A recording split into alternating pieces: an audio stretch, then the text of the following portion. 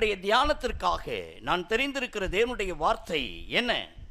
சகரியாவின் புஸ்தகம் 8ஆம் அதிகாரம் அதன் 15வது வசனத்தை எடுத்தவரில் ஒருவர் சத்தத்தை உயர்த்தி வாசிக்கலாம். சகரியா 8:15.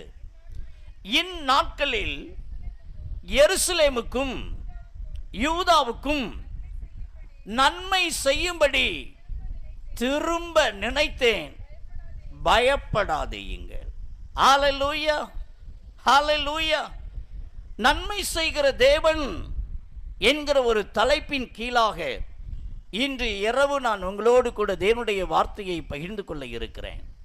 இந்த பைபிள் சொல்லுகிறது, இந்நாட்களில், நாளைக்கு அல்ல, இந்நாட்களில் எருசலேமாகிய என் அன்பு சகோதரனே உங்களுக்கும், யூதாவாகிய என் அன்பு சகோதரியே உங்களுக்கும் நன்மை செய்யும்படிக்கு நான் திரும்ப நினைக்கிறேன்,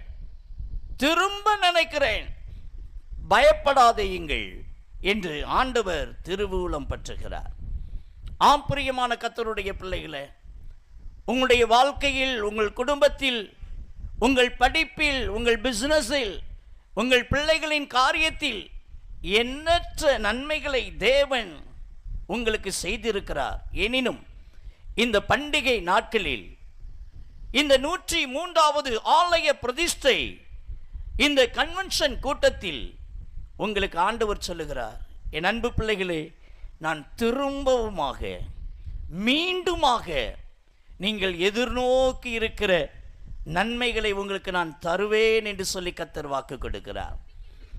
ஆமென். அன்புக்குரிய கர்த்தருடைய பிள்ளைகளே, ஆண்டவர் சொல்லுகிறார் பாருங்கள், எனக்கு அன்பான கர்த்தருடைய பிள்ளைகளே, இந்நாட்களில் ஆண்டவர் உங்களுக்கு நன்மையை தரப்போகிறாரா?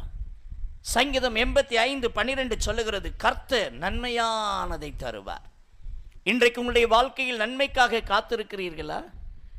உங்கள் பிள்ளைகளின் வாழ்வில் நன்மைக்காக காத்திருக்கிறீர்களா? ஆண்டவர் சொல்லுகிறார், பிள்ளைகளே, நான் உங்களுக்கு நன்மையானதை தருவேன் என்று சொல்லி ஆண்டவர் வாக்கு கொடுக்கிறார். சங்கீதம் 65:11 வாசித்து பாருங்கள். வருஷத்தை நன்மையாய் முடிசூட்டுவாராம். இந்த 103வது ஆலய பிரதிஷ்டையை சந்தோஷமாய் கொண்டாடி கொண்டிருக்கிற திருச்சபையை என் ஆண்டவர் உங்களுக்கு வாக்கு கொடுக்கிறார். உங்களுடைய வாழ்க்கையில் நான் நன்மையான வருஷமாய் இந்த வருஷத்தை உங்களுக்கு முடிசூட்டி தருவேன் என்று சொல்லி ஆண்டவர் வாக்கு கொடுக்கிறார். சங்கீதம் 103:5 இப்படி சொல்லுகிறது, அவர் நன்மையினாலேயே நம்மை திருப்திப்படுத்துகிற ஒரு தேவனாக இருக்கிறாராம். கவலைப்படாதிருங்கள். என்னென்ன நன்மைக்காக வேண்டிக் கொண்டிருப்பீர்களோ, என்னென்ன நன்மைக்காக காத்து கொண்டிருப்பீர்களோ, தேவனாகிய கர்த்தர் இந்நாட்களில் உங்கள் வாழ்வில் அதை கொடுத்து உங்களை ஆசீர்வதிக்க போகிறார். அது ஆவிக்குரிய நன்மையாய் இருக்கலாம், ஒருவேளை உலக பிரகாரமான நன்மையாய் இருக்கலாம், ஒருவேளை உங்கள் சரீர பிரகாரமான நன்மையாய் கூட இருக்கலாம். இன்று இரவு தேவன் அவைகளை உங்களுக்கு தந்து உங்களை ஆசீர்வதிக்க போகிறார். 1 தீமோத்தேயு 6:17 இப்படி சொல்லுகிறது, நாம் அனுபவிக்கிறதற்கு சகல விதமான நன்மைகளையும் நமக்கு சம்பூர்ணமாய் கொடுக்கிற ஜீவனுள்ள தேவன், நானும் நீங்களும் ஆராதிக்கிற தேவன் உயிர்த்தெழுந்த ஒரு ஆண்டவர். அந்த ஜீவனுள்ள தேவன் பாருங்கள், நாம் இந்த உலகத்தில் அனுபவிக்கிறதற்கு சகல விதமான நன்மையும் நமக்கு சம்பூர்ணமாய் கர்த்தர் கொடுப்பார். என் அன்பு பிள்ளைகளே, எனக்கு ஒரு குழந்தை பாக்கியம் இல்லை என்று சொல்லுகிறீர்களா? 8 வருடங்கள் ஆயிற்று, ஐயோ 10 வருடங்கள் ஆயிற்று. நான் சமீபத்தில் ஒரு குறிப்பிட்ட இடத்திற்கு ஊழியத்திற்காய் போயிருந்த போது அருமையான ஒரு சகோதரி தன்னுடைய கையில் ஒரு குழந்தையை என்னிடத்தில் காண்பித்து, 20 வருடத்திற்கு பின்பு ஆண்டவர் எனக்கு கொடுத்த ஒரு பிள்ளை ஐயா என்று சொல்லி அந்த பிள்ளையினுடைய அந்த நெற்றியில் ஒரு சிலுவையை வாங்கி சென்றார்கள். 20 வருடங்கள். என் அன்பு தேவனுடைய பிள்ளையே, இன்று இரவு ஒருவேளை நீங்கள் அந்த குழந்தை செல்வத்துக்காய் காத்து கொண்டிருக்கலாம். ஆண்டவர் சொல்லுகிறார், நான் உங்களுக்கு நன்மை செய்வேன். எருசலேமாகிய என் அன்பு மகனே, யூதாவாகிய என் அன்பு மகளே, உனக்கு அந்த கர்ப்பத்தின் கனியின் நன்மையை தருவேன் என்று ஆண்டவர் சொல்லுகிறார். இந்த வருடத்தில் ஒருவேளை குழந்தை இல்லாமல் நீங்கள் இந்த இடத்தில் உட்கார்ந்திருக்கலாம். ஆண்டவருடைய சமூகத்தில் நீங்கள் ஜெபித்து கடந்து போங்கள். அவருடைய வாக்குத்தத்தத்தை நம்பி பிடித்து கொண்டு போங்கள். உண்மையாகவே அடுத்த ஆண்டு நீங்கள் வரும்போது நீங்கள் கையிலே ஒரு குழந்தையை வைத்திருப்பீர்கள். என் தேவனால் கூடாத காரியம் ஒன்றுமே இல்லை. தேவனாலே எல்லாம் கூடும். நாம் அனுபவிக்கிறதற்கு சகல விதமான நன்மைகளையும் நமக்கு கொடுக்கிற ஜீவனுள்ள தேவன் நம்முடைய தேவனாகிய கர்த்தர். அன்னாளுடைய வாழ்க்கையில் ஒரு குழந்தை பாக்கியம் இல்லை. தேவனுடைய ஆலயத்துக்கு விரைந்து ஓடி வந்து தேவனுடைய சமூகத்தில் வந்து அவள் விண்ணப்பம் செய்தாள். என் அன்பு தேவ பிள்ளையே, அவள் வேண்டிக் கொண்ட பிரகாரமாகவே ஒரு ஆண் பிள்ளையை கர்த்தர் கொடுத்தார். அதோடு கர்த்தர் நிறுத்திட்டாரா? பின்னும் கர்த்தர் 3 ஆண் பிள்ளைகளையும் 2 பெண் பிள்ளைகளையும் கர்த்தர் கொடுத்தார். ஒரு பிள்ளைக்கே நாதி இல்லாத அன்னாளுக்கு மொத்தம் 6 பிள்ளையை கர்த்தர் கொடுத்து ஆசீர்வதித்தார். அதுதான் நான் சொல்லுகிறேன், சம்பூரணமாய் ஆசீர்வதிக்கிற ஜீவனுள்ள தேவன். ஆமென். இன்று இரவு நீங்கள் என்ன நன்மைக்கு காத்திருந்தாலும் சரி, என்ன நன்மைக்காக வேண்டிக் கொண்டிருந்தாலும் சரி, தேவாதி தேவன் இறங்கி வருவார், உங்களை தொடுவார்.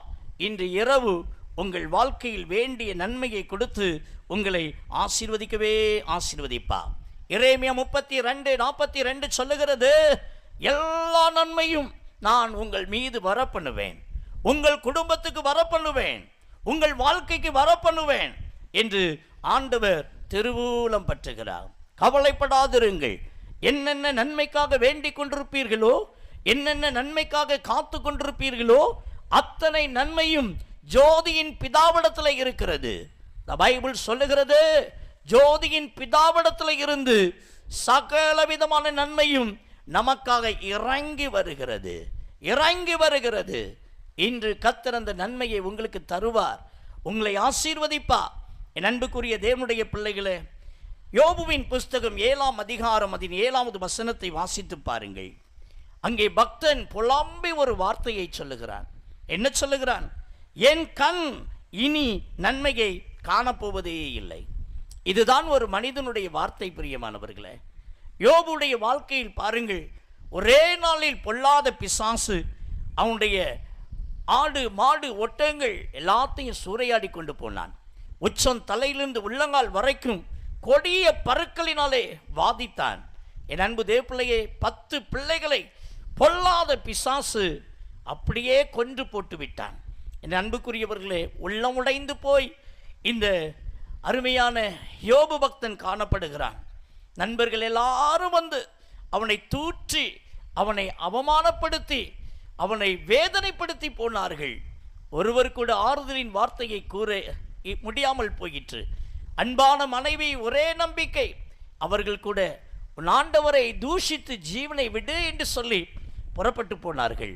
உள்ளமுடைந்து போனான். இந்த யோபு என்ன சொல்லுகிறான்? யோபு 7:7, என் கண் இனி நன்மையை காணப்போவதில்லை, இனி என் வாழ்வில் நன்மையை நான் பார்க்க போவதே இல்லை. இன்றைக்கும் ஒருவேளை உங்களுடைய வாழ்க்கையிலே இழந்து போய் வந்திருக்கிறீர்களா?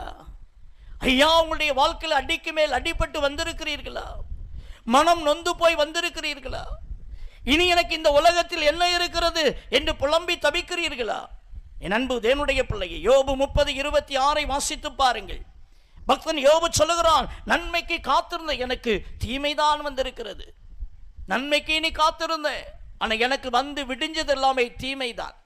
இன்றைக்கு நீங்களும் கூட அப்படி புலம்பிக் கொண்டிருக்கிறீங்களா? உள்ளம் உடைந்து கண்ணீரோடு கூட இந்த சத்தத்தை கேட்டுக்கொண்டிருக்கிறீங்களா? மனிதனுடைய வார்த்தைகள் எல்லாமே அப்படிப்பட்ட ஒரு வார்த்தை தான். இனி நான் நன்மையை காணப்போவதில்லை, நன்மைக்கு காத்திருந்த எனக்கு தீமைதான் வந்தது என்று ஒருவேளை நாமும் கூட புலம்பிக் கொண்டிருக்கலாம். ஆனால் ஒரு காரியத்தை தெரிந்து கொள்ளுங்க, ஆண்டவர் சொல்லுகிறார், இந்நாட்களில் நீங்கள் நன்மை செய்யும்படிக்கு நான் திரும்ப நினைக்கிறேன், நீங்க பயப்படாதீங்கன்னு சொல்லி கர்த்தர் சொல்லுகிறார். அப்போஸ்தலருடைய நடபடிகள் 10வது அதிகாரம் 38வது வசனத்தை வாசித்து பாருங்கள். இந்த பைபிள் சொல்லுகிறது, ஆண்டவர் இயேசு கிறிஸ்து அவர் நன்மை செய்கிறவராகவே அவர் சுற்றி திரிந்தார். நன்மை செய்கிறவர் ஆண்டவராக சுற்றி திரிந்தார். இன்று இரவு உங்கள் என்ன என்ன நன்மைக்காக நீங்க வேண்டிக் கொண்டிருக்கிறீங்களோ, என்னென்ன நன்மைக்காக காத்து கொண்டிருக்கிறீங்களோ அந்த காரியத்தில் தேவன் உங்களுக்கு நன்மையை தருவார். நான் ஒரு சகோதரியை அறிவேன், நல்ல ரட்சிக்கப்பட்ட அதில் ஜெபிக்கிற ஒரு அருமையான ஒரு பிள்ளை. அந்த பிள்ளை வேலூர் சிஎம்சியில் பிஎஸ்சி நர்சிங் படிக்கணும்னு சொல்லி ரொம்பவும் அதிகமாகவே அவள் வாஞ்சியோடு கூட இருந்தாள். அந்த வருடத்தில் அவள் ட்ரை பண்ணினாள். ஆனால் அந்த பிள்ளைக்கு அந்த நன்மை கிடைக்கவில்லை. ஆகையினால் உள்ளமே உடைந்து சோர்ந்து போய்விட்டாள். ஐயோ, எனக்கு இந்த சீட்டு கிடைக்காம போயிட்டே என்று சொல்லி. அப்போ எல்லாரும் அவளுக்கு ஆலோசனை கொடுத்தாங்க, இந்த வருஷத்தை நீ வீணடிச்சிடாத, வேற அதர் கோர்ஸ் எடுத்து நீ படி. ஒருவேளை நீ அதை படிச்சுட்டு இருக்கும்போது உனக்கு அடுத்த வருஷத்தில் நீ ஏம் பண்ண அதே சிஎம்சிலேயே உனக்கு நல்லபடியாக சீட்டு கிடச்சிட்டுனா இதை நீ விட்டுட்டு அங்கே போய் ஜாயின் பண்ணிடலாம் சொல்லி அந்த தங்கைக்கு ஆலோசனை கொடுத்தார்கள். ஆனால் அந்த தங்கை சொன்னால், இல்லை இல்லை, நான் படித்தால் வேலூர் சிஎம்சியில் தான் படிப்பேன், அதுவும் அந்த குறிப்பிட்ட கோர்ஸ் தான் படிப்பேன் என்று சொல்லி வேற எதுவுமே படிக்காமல் வீட்டிலேயே உட்கார்ந்து கொண்டாள். எல்லாருக்கும் வருத்தம், ஒரு வருஷத்தை வீணடிக்கிறாளே என்று சொல்லி. ஆனால் இந்த தங்கை என்ன செய்தால், நன்றாக ஜெபிப்பாள், நன்றாக உபவாசம் இருந்து ஜெபிப்பாள். நாட்கள் கடந்தது. சில இருந்து ஒரு இன்டர்வியூ கார்டு ஒன்று அந்த தங்கைக்கு வந்தது. ஆகையினால் அந்த இன்டர்வியூ கார்டு வந்தவுடனே ரொம்ப சந்தோஷப்பட்டு, இந்த வருடத்தில் ஆகிலும் கர்த்தர் எனக்கு நன்மை செய்வார் என்று சொல்லி ஒரு நம்பிக்கையோடு ஒரு இங்கிருந்து புறப்பட்டு கிளம்பி போனாள்.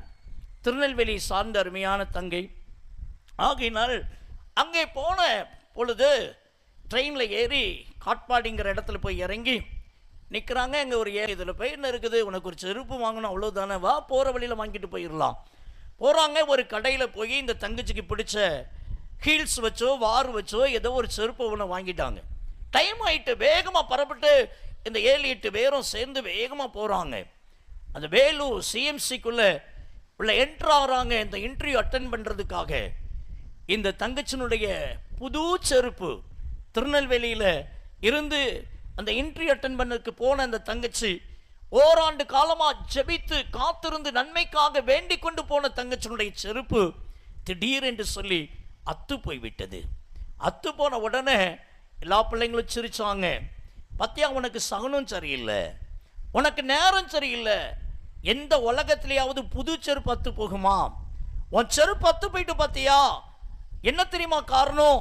உனக்கு இந்த ஆண்டு சீட்டு கிடைக்காது, நீ இந்த இன்டர்வியூக்கு ஏன் வந்த, உனக்கு கண்டிப்பா நன்மை கிடைக்காது என்றெல்லாம் நிறைய வார்த்தைகளை பேசுறாங்க. அத்து போன செருப்பை கொண்டு போய் மாத்துறதுக்கு கூட டைம் கிடையாது. ஆகையினால அந்த அருமையான தங்கை வேகமாக அத்து போன செருப்புடைய சீட்டில் கொண்டு போய் போட்டுட்டு உட்கார்ந்துருக்கிறாங்க. ஒவ்வொரு பிள்ளைங்களையா கூப்பிடுறாங்க. ஒவ்வொருவரும் உள்ளுக்குள்ள எனக்கு நான் சீட்டு கிடைக்காது அப்படி இப்படின்னு ஆளுக்காளு சொல்றாங்க. என்ன பண்ணனே இந்த தங்கச்சிக்கு தெரியல. ஆண்டு நோக்கி அப்படியே அழுதுட்டு இருக்கிறான்.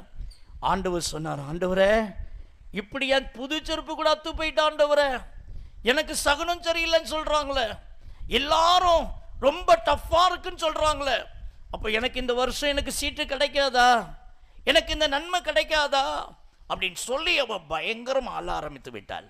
இப்போது ஆண்டவர் சொன்னார், மகள் அழாத, நான் தீமையை நன்மையா மாற்றுகிற தேவன். ரோமர் 8:28 தம்மால் தெரிந்து கொள்ளப்பட்ட பிள்ளைகளுக்கு சகலம நன்மைக்கு எதுவாய் நடக்கிறது. உன் வாழ்க்கையில வந்திருக்கிற இந்த தீமையை நான் நன்மையா உனக்கு மாத்தி தர போறேன், நீ பயப்படாத அப்படின்னு சொல்லி கர்த்தர் கூறினாராம். ஒரு வழியை ஆறுதல் படித்துக்கிட்டு ஸ்தோத்திரம் பண்ணிட்டு இந்த தங்கச்சினுடைய பெயரை சொல்லி அழைக்கிறாங்க. வேகமா எழும்புறா. கால் செருப்பு அத்து போயிட்டு இருக்குது. நல்ல செருப்பையும் கலத்தி போட்டுட்டு வேகமாக ஃபைலெல்லாம் கையில் எடுத்துட்டு அந்த ரூமை திறந்து உள்ளுக்குள்ள என்ட்ரு ஆகுறா. உள்ள போனால் நிறைய டாக்டர்ஸ் அப்படி ரவுண்ட் கட்டி இருக்கிறாங்க. என் அன்பு பிள்ளை இவங்க உள்ளுக்குள்ள போன உடனே இந்த தங்கச்சி எல்லாரும் மேலேயும் கீழேயும் பார்க்குறாங்க. இந்த தங்கச்சிக்கு ஒன்றுமே புரியலை, எதுக்கு நம்மளை இப்படி பார்க்குறாங்க அப்படின்னு சொல்லிட்டு. அதில் ஒரு மேம் சொன்னாங்களாம், பார்த்தீங்களா இவ்வளவு நேரமும் ஒவ்வொரு பகுதியில் இருந்து ஒவ்வொரு பிள்ளைங்க இந்த இன்டர்வியூ அட்டன் பண்ணுறதுக்கு வந்தாங்க. எல்லாம் ஷூ போட்டுட்டு பெரிய ஹீல்ஸ் போட்டுட்டு செருப்பு போட்டுட்டு உள்ளுக்குள்ள வந்தாங்க. எங்க திருநெல்வேலி பிள்ளைய பார்த்தீங்களா, பெரியவங்க இருப்பாங்கன்னு சொல்லிட்டு வெளியில செருப்பை கலத்தி போட்டுட்டு என்ன தாழ்மையா வந்து நிக்கிறா பார்த்தீங்களா அப்படின்னு சொல்லி சொன்னாங்களாம். என் அன்பு தேவப்பிள்ளைய செருப்பு அத்து போச்சின்னு தான் வெளியே கலட்டி போட்டுட்டு போயிருக்கிறா. தீமையை தேவன் நன்மையாக மாற்றினார். என் அன்பு பிள்ளை ஒரு வார்த்தை கூட கேட்கல, ஒரு வார்த்தை கூட கேட்கல, நீ சலைட்டுன்னு சொல்லிட்டாங்க. ஆண்டவருடைய கிருபையினால இன்றைக்கு அதை படித்து முடித்து அங்கே நல்ல மேரேஜ் ஆகி 2 பிள்ளைங்க இன்னைக்கு அரேபிய தேசத்தில் செட்டில் ஆகியிருக்கிறாங்க. இன்னைக்கு ஆசீர்வாதமாக இருக்கிறாங்க. பிரியமான கர்த்தருடைய பிள்ளையே, இன்றைக்கு உங்களுடைய வாழ்க்கையில் ஒருவேளை தீமையே வந்திருந்தாலும் அந்த தீமையை கூட என் தெய்வம் நன்மையாக மாற்றி தருவார். கரங்களை தட்டி கர்த்தரை மகிமைப்படுத்துங்க. ஹல்லேலூயா, ஹல்லேலூயா. இந்நாட்களில் நன்மை செய்யும்படிக்கு நான் திரும்ப நினைக்கிறேன், நீங்கள் பயப்படாதிருங்கள் என்று சொல்லி ஆண்டவர் வாக்கு கொடுக்கிறார். இன்று இரவு என் அன்புக்குரியவர்களே, உங்களுக்கும் தேவன் நன்மை செய்ய வேண்டுமானால் ஆண்டவர் இன்றைக்கு தம்முடைய வார்த்தையை நம்மோடு கூட ஆண்டவர் பேச விரும்புகிறார். யாருக்கு தேவன் நன்மை செய்வார் என்று சொல்லி சில காரியத்தை உங்களோடு கூட பகிர்ந்து உங்களுக்காக நான் ஜெபிக்க இருக்கிறேன். யோபுவின் புஸ்தகம் 22:21 வாசிக்க கேட்கலாம். வாசிக்க கேட்போமா? எரேமியாவின் புஸ்தகம், மன்னிக்கவும், யோபுவின் புஸ்தகம் 22:21 வாசிக்க கேட்போம். நீர் அவரோட பழகி சமாதானமாயிரும், அதனாலே உமக்கு நன்மை வரும். என் அன்புக்குரிய தேவனுடைய பிள்ளையே, இங்கே பக்தன் யோபு புலம்பி தவிக்கிறான். என் கண் இனி நன்மையை காணப்போவதில்லை, என்னுடைய கண்களினாலே நான் நன்மையை பார்க்க போவதில்லை. நன்மைக்கு காத்திருந்த எனக்கு தீமைதான் வந்தது, தீமைதான் வந்தது என்றெல்லாம் உள்ளம் உடைந்து போய் தன்னுடைய வாயின் வார்த்தையினாலே பேசிக் கொண்டிருக்கிறான் பக்தன் யோபு. அந்த யோபு பக்தனுக்கு ஒரு நண்பன் ஒருவன் இருந்தான். அவன் பெயர் எலிப்பாஸ். எலிப்பாஸ் சொன்னான், நீ ஆண்டவரை குற்றப்படுத்தாதே, நீ ஆண்டவருக்கு விரோதமாக எதுவும் ஒரு வார்த்தையை பேசிராத. யோபு, நன்மைக்கு காத்திருந்த எனக்கு தீமைதான் வந்தது, இனி என் கண்களினால் நன்மையை காணப்போவதில்லை என்றெல்லாம் நீ அழுது கொண்டிருக்காத, நீ புலம்பிக் கொண்டிருக்காத. ஒரே ஒரு காரியம் செய்ய யோபு, நீ ஆண்டவரோடு கூட பழகு, ஆண்டவரோடு கூட பழகி அவரோடு சமாதானமாகு. நீ ஏதோ தெரிந்தோ தெரியாமலோ ஏதோ ஒரு பாவம் செய்ததினால் கூட உன்னுடைய வாழ்க்கையில இது போல காரியங்கள் சம்பவித்திருக்கலாம். நன்மைக்கு காத்திருந்த உனக்கு தீமை வந்திருக்கலாம், உன் வாழ்வில் பிரச்சனைகள் வந்திருக்கலாம், இழப்புகள் வந்திருக்கலாம். இன்றைக்கு ஒரே ஒரு காரியம் செய்யோபு, நீ என்ன செய்ய? ஆண்டவரோடு கூட பழகி நீ முதல்ல சமாதானமாகு. ஆண்டவரே, என்கிட்ட ஏதாவது குறைகள் உண்டா? என்கிட்ட ஏதாவது ஒரு பாவம் உண்டா? என்கிட்ட ஏதாவது ஒரு தவறு உண்டா? இன்னைக்கு என் வாழ்க்கை சின்ன பின்னமாய் உடைக்கப்பட்டு போயிருக்கிறது. என்னுடைய வாழ்க்கை இன்றைக்கு ஐயோ தீமையினாலே நிறைந்திருக்கிறது. நன்மைக்கு காத்திருந்த எனக்கு நன்மை வரவில்லை. ஆண்டவரே, என்கிட்ட ஏதாவது குறைகள் இருக்கிறதா என்று நீ தேவனோடு கூட பழகி சமாதானமாகு என்று சொல்லி நண்பன் எலிப்பாஸ் யோபுவின் இடத்திலே கூறினான். இன்று இரவு என் அன்புக்குரியவர்களே, உங்களுக்கும் அவர் நன்மை செய்ய பிரியமாயிருக்கிறார். ஒருவேளை உங்களுடைய வாழ்க்கையில நன்மைக்கு பதில் தீமை வந்திருக்கலாம். நன்மைக்கு காத்திருந்த எனக்கு தீமைதான் வந்திருக்கிறது என்று நீங்கள் புலம்பி தவிக்கலாம். இனி என்னுடைய கண்கள் நன்மையை காண போவதே இல்லை, இனி எனக்கு குழந்தை பிறக்கவே பிறக்காது, எனக்கு இந்த படிப்புல உயர்வு வரவே வராது, இந்த வெளிநாடு போறதுக்கு எடுக்கிற முயற்சி வாய்க்கவே வாய்க்காது என்றெல்லாம் நீங்களும் கூட இந்த பக்தன் யோபை போல புலம்பிக் கொண்டிருக்கலாம். ஒரு காரியம் செய்யுங்கள். ஆண்டவரே, நன்மைக்கு காத்திருந்த எனக்கு தீமை வருவதற்கு காரணம் ஒருவேளை நான் செய்த பாவமாக இருக்குமானால் அதை எனக்கு வெளிப்படுத்தும் ஆண்டவரே. ஆண்டவரே, என்னுடைய தவறை எனக்கு வெளிப்படுத்தும் ஆண்டவரே. இன்றைக்கு ஆண்டவருடைய சமூகத்தில் உங்களை இன்றைக்கு ஒப்பு கொடுத்து அவரை நோக்கி நீங்க பாருங்க, இன்று இரவு ஆண்டவர் உங்களுடைய வாழ்க்கையில பெரிய காரியங்களை செய்வார். ஏசாயா 1வது அதிகாரம் 18-19 வாசித்து பாருங்கள். பைபிள் சொல்லுகிறது, மனம் திரும்பினால் தேசத்தின் நன்மையை கர்த்தர் கொடுப்பார். உங்களுக்கு நீ கர்த்தர் நன்மையை வைத்திருக்கிறார் பிரதர், உங்களுக்கு நீ நன்மையை ஆசீர்வாதத்தை வைத்திருக்கிறார் சிஸ்டர். அந்த நன்மையை ஆசீர்வாதத்தை நீங்கள் பெற்றுக்கொள்ள விரும்பினால் இந்த பைபிள் சொல்லுகிறது, மனம் திரும்புங்கள், மனம் திரும்புங்கள். தேவாதி தேவனுடைய சமூகத்துக்கு வந்திருக்கிற நீங்கள், ஆண்டவரே என்னிடத்துல என்ன குறை இருக்கிறது, என்ன தவறு இருக்கிறது என்பதை உணர்ந்து அவர் பக்கமாக நீங்க மனம் திரும்பினால் என் தேவன் சொல்லுகிறார், உங்களுக்கு நான் நன்மை செய்வேன். ஹல்லேலூயா, ஹல்லேலூயா. எரேமியா 5:25 சொல்லுகிறது, உங்கள் பாவங்கள் உங்களுக்கு நன்மையை வரவிட்டாதிருக்கிறது. தேவன் நன்மை செய்கிற ஒரு தேவன், அவருடைய சுபாவமே நன்மை செய்வதுதான். ஆனா நம்முடைய வாழ்க்கையில தெரிந்தோ தெரியாமலோ, அறிந்தோ அறியாமலோ செய்கிற ஏதோ ஒரு பாவத்தின் நிமித்தமாக அந்த நன்மை எல்லாமே தடைபடுகிறது. ஆண்டவர் நன்மை செய்ய துடிக்கிறார்.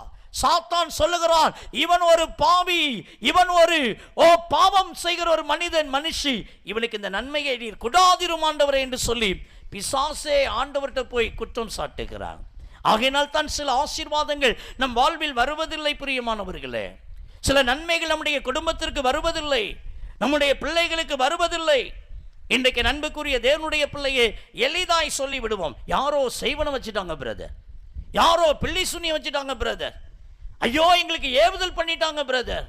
என் அன்பு தேவ பிள்ளையே, மந்திரம் தந்திரம் அதையெல்லாம் நாம் பார்க்க வேண்டாம். நம்மிடத்துல என்ன பாவம் இருக்கிறது? இன்றைக்கு இந்த ஆசீர்வாத குறைச்சலுக்கு ஒருவேளை நான் காரணமாய் இருக்கிறேனா? ஒருவேளை என்னுடைய வாழ்க்கை காரணமாய் இருக்கிறதா? என் அன்புக்குரிய தேவனுடைய பிள்ளையே, ஏசாயா 59:2 என்ன சொல்லுகிறது? உங்கள் பாவம், உங்கள் அக்கிரமம் தேவனுக்கும் உங்களுக்கு நடுவாக பிரிவினையை உண்டாக்குகிறது. உங்கள் பாவம், நீங்க செய்கிற பாவம், நீங்க செய்கிற அக்கிரமம், இந்த பண்டிகை நாட்களில பாவத்தோடு கூட தேவ சமூகத்தில் போய் நீங்க நிக்காதிருங்கள். இந்த பண்டிகை நாட்களில என் அன்பு தேவ பிள்ளையே, பரிசுத்த தேவன் நம்மிடத்தில் எதிர்பார்க்கிறார், பரிசுத்தத்தை எதிர்பார்க்கிறார். ஆண்டவரே என்கிட்ட காணப்படுகிற பாவத்தெல்லாம் மன்னிங்கன்னு சொல்லுங்க. ஆண்டவருடைய சமூகத்தில் சொல்லுங்க, ஆண்டவரே நான் தெரிந்தோ தெரியாமலோ செய்த பாவங்களை மன்னியும்.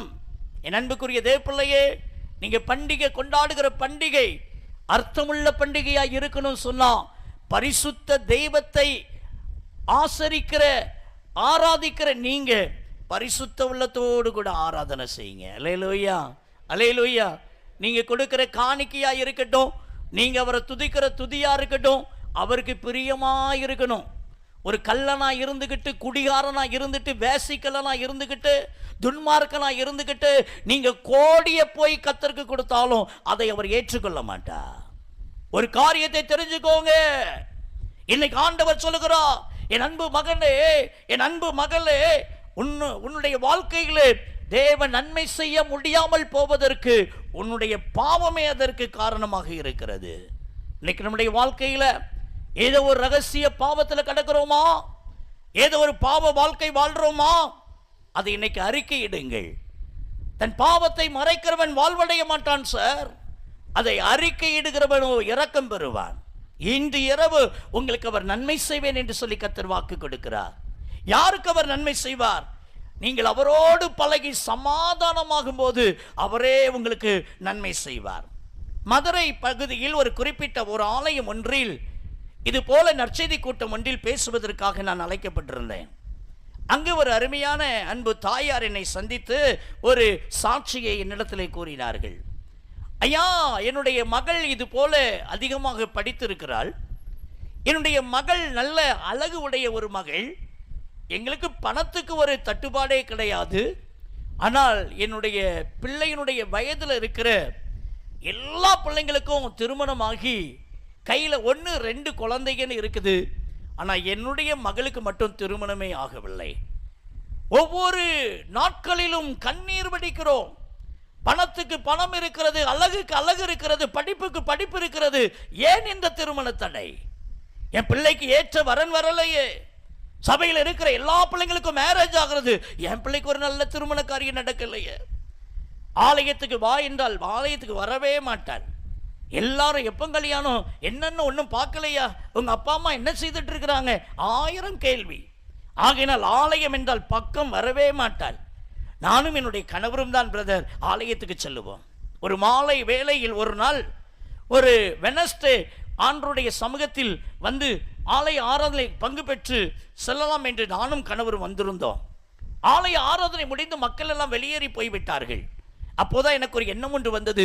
அந்த ஆல்டர்ல போய் 2 சொட்டு கண்ணீர் விட்டால் மகளுக்கு திருமண காரியம் ஒழுங்காகுமே என்கிற ஒரு எண்ணம் எனக்குள்ளே வந்தது. ஆகையினால் என்னுடைய கணவர் கார் பக்கமாய் நின்று கொண்டிருந்தாங்க. அவங்கள விட்டுட்டு நான் தனியா போய் அந்த ஆல்டர்ல போய் முழங்கால் படிக்கிட்டு, ஒருத்தர் கூட கிடையாது அந்த ஆலயத்துக்குள்ள, நான் மட்டும் தான் இருக்கிறேன். முழங்கால் படிக்கிட்டு 2 சொட்டு கண்ணீர் விட்டு நான் அழுதேன். ஆண்டவரே, என் பிள்ளைக்கு எல்லாம் இருக்குது, ஆனால் அந்த திருமண காரியம் ஒழுங்காகலையே ஆண்டவரே, என் பிள்ளையை நீங்க ஆசீர்வதிங்கப்பா என்று சொல்லி ஆண்டவருடைய சமூகத்தில் நான் கண்ணீரோடு கூட அப்படி நான் ஜெபம் பண்ணிட்டு இருக்கும்போது அந்த ஆல்டர்ல இருந்து ஒரு சத்தத்தை நான் கேட்டேன் பிரதர். அந்த ஆல்டர்ல இருந்து ஒரு சத்தத்தை நான் கேட்டேன்.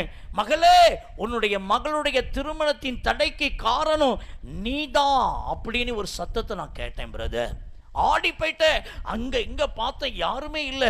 ஆண்டவருடைய சத்தம் என்பதை புரிந்து கொண்டேன். கண்களை மூடிட்டு ஆண்டவர்கிட்ட கேட்டேன், ஆண்டவரே, என் பிள்ளையினுடைய திருமணத்துக்கு தடைக்கு நானா காரணமா இருக்கிறேன். அப்படி என்கிட்ட என்ன தப்பு இருக்கு ஆண்டவரே, என்கிட்ட என்ன பாவம் இருக்கு ஆண்டவரே, என்ன அநியாயம் இருக்கு ஆண்டவரே என்று சொல்லி நான் கேட்கும்போது அந்த ஆல்டர்ல இருந்து ஒரு சத்தத்தை நான் மறுபடியும் கேட்டேன் பிரதர். நீ டிவி சீரியலுக்கு அடிமையா இருக்கிறதுனால, நீ டிவி சீரியலுக்கு அடிமையா இருக்கிறதுனால, நீ செய்கிற இந்த பாவத்தின் நிமித்தமாக உன் பிள்ளையினுடைய திருமணங்கள் தடைபடுகிறது என்று சொல்லி ஆண்டவர் எனக்கு வெளிப்படுத்தினார். உண்மையாவே டிவி சீரியல்னா பெரிய பைத்தியக்காரி பிரதர். அந்த சகோதரி சொன்னாங்க, ஏதோ ஒரு ஃபங்க்ஷனுக்கு போனா கூட ராத்திரி 12 மணி ஆனாலும் யூடியூப்ல போய் மகளை சொல்லி அந்த யூடியூப்ல போய் அந்த கதையை பார்த்துருவாங்களாம். அவ்வளோ பைத்தியம், அவ்வளோ பைத்தியம். இது உண்மைதான், ஆண்டவர் எனக்கு வெளிப்படுத்தி இருக்கிறார் சொல்லிட்டு ஆண்டவருடைய சமூகத்தில் சொன்னாங்களாம், ஆண்டவரே, அது நான் பாவோன்னு எனக்கு தெரியாம போயிட்டுது. இன்னைக்கு நான் அந்த ஞாயிற்றுக்கிழமை வழக்கம் போல சர்ச்சைக்கு புறப்படுறாங்க. எப்போ மகளை கூப்பிட்டாலும் வரமாட்டேன்னு சொல்லுவா. அன்னைக்கு சும்மா கூப்பிட்டு பார்ப்போமேன்னு சொல்லிட்டு மெதுவாக கூப்பிடுறாங்க. டே, சர்ச்சைக்கு போகிறோம், நீ புறப்படுறியான்னு சொல்லி, சரி மம்மி அப்படின்னு சொல்லிட்டு எப்பவுமே திடீர்னு வந்தா கூட சுடிதார் போட்டுட்டு வருவா. ஆனால் அன்னைக்கு ஒரு பொண்ணு மாதிரி நீட்டா சேரி கட்டி நல்ல பிள்ளையா எங்க கூட கடந்து வந்தா. பிரதர், சர்ச்சை ஆராதனை முடிந்த பின்பு ஒருத்தர் கண்டு விசாரித்து பேசுறது எங்க சபையினுடைய வழக்கம். அப்படி பேசி கொண்டிருக்கும் போது என்னுடைய கணவருக்கு ஃப்ரெண்டு ஒருத்தர் அமெரிக்க தேசத்தில் இருக்கிறார். சுமார் 5 வருடத்துக்கு பின்பு என்னுடைய கணவர் தன்னுடைய நண்பரை பார்க்குறாங்க. 2 பேரும் ஒருத்தர் மீட் பண்ணி அவங்க பேசிக்கிட்டு இருக்கிறாங்க. அப்படி பேசிட்டு இருக்கிற அந்த நேரத்தில் தான் அந்த வெளிநாட்டில் இருக்கிற என்னுடைய கணவருடைய அந்த நண்பர் சொன்னாரு, நேற்று ராத்திரியில தான் உனக்கு ஒரு மகா இருக்கிறா அப்படின்னு சொல்லியே நான் கேள்விப்பட்டேன். இந்த மாதிரி என்னுடைய பையன் அமெரிக்க தேசத்துல நல்ல ஒரு கம்பெனியில ஹை சேலரி வாங்கிட்டு இருக்கிறான். நம்ம ஊரு பிள்ளையா, குடும்பத்து பிள்ளையா பார்த்து என்னுடைய பையனுக்கு திருமணம் பண்ணணுங்கிறதுக்காக தான் நாங்கள் வெளிநாட்டில் இருந்து அமெரிக்காவில் இருந்து நானும் என்னுடைய மனைவியும் இங்கே நாங்கள் வந்திருக்கிறோம். அதனால உன்னுடைய பொண்ணை என்னுடைய பையனுக்கு நீ தருவியா என்று சொல்லி கேட்டாங்களாம். அந்த சகோதரி சொன்னாங்க, பிரதர், ஏணி வச்சா கூட எட்டாது பிரதர், அவ்வளோ high standard family, well settled in America. ஆனால் அவங்க தாழ்மையாக சொன்னாங்க, உங்களுடைய பொண்ணை எங்கள் பையனுக்கு தருவீங்களான்னு சொல்லிட்டு நாங்கள் அந்த ஆலய வளாகத்திலேயே ஒரு வழியாக சரின்னு சொன்னோம். அன்னைக்கு சாயங்காலம் எங்கள் வீட்டுக்கு வந்தாங்க. வீட்டுக்கு வந்து பிள்ளை எங்களுக்கு பிடிச்சிருக்குன்னு சொன்னாங்க. ஓரிரு நாளில் பிள்ளை பிடிச்சிருக்கு நீ பூ வச்சாங்க, ஒரு என்கேஜ்மெண்ட் மாதிரி வச்சாங்க. உடனே மேரேஜுக்கான காரியங்களை செய்து மேரேஜ் முடிஞ்சு இன்னைக்கு கணவன் மனைவின்னு சொல்லிட்டு வெளிநாட்டில் இருக்கிறாங்க. பிரதர், எங்க குடும்பத்தில் இருந்த இந்த திருமண தடைய ஆண்டவர் அன்றைக்கு, ஒருவேளை புதன்கிழமை நான் சொல்லியிருக்கிறேன், அந்த ஞாயிற்றுக்கிழமையிலேயே கர்த்தர் அந்த தடையை மாற்றி போட்டுட்டார் பிரதர் என்று சொல்லி என்னிடத்துல சொல்லிட்டு சொன்னாங்க, நீங்க நிறைய இடத்துக்கு ஊழியத்துக்கு போவீங்கல்ல, போற இடத்துல எல்லாம் இது ஒரு சாட்சியா சொல்லுங்க.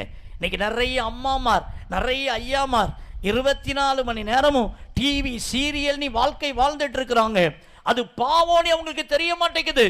ஒரு 3 மணி நேரம் சினிமா பார்க்குறீங்கன்னு வச்சுக்கோங்க, அது குட்டி பிசாசு மாதிரி.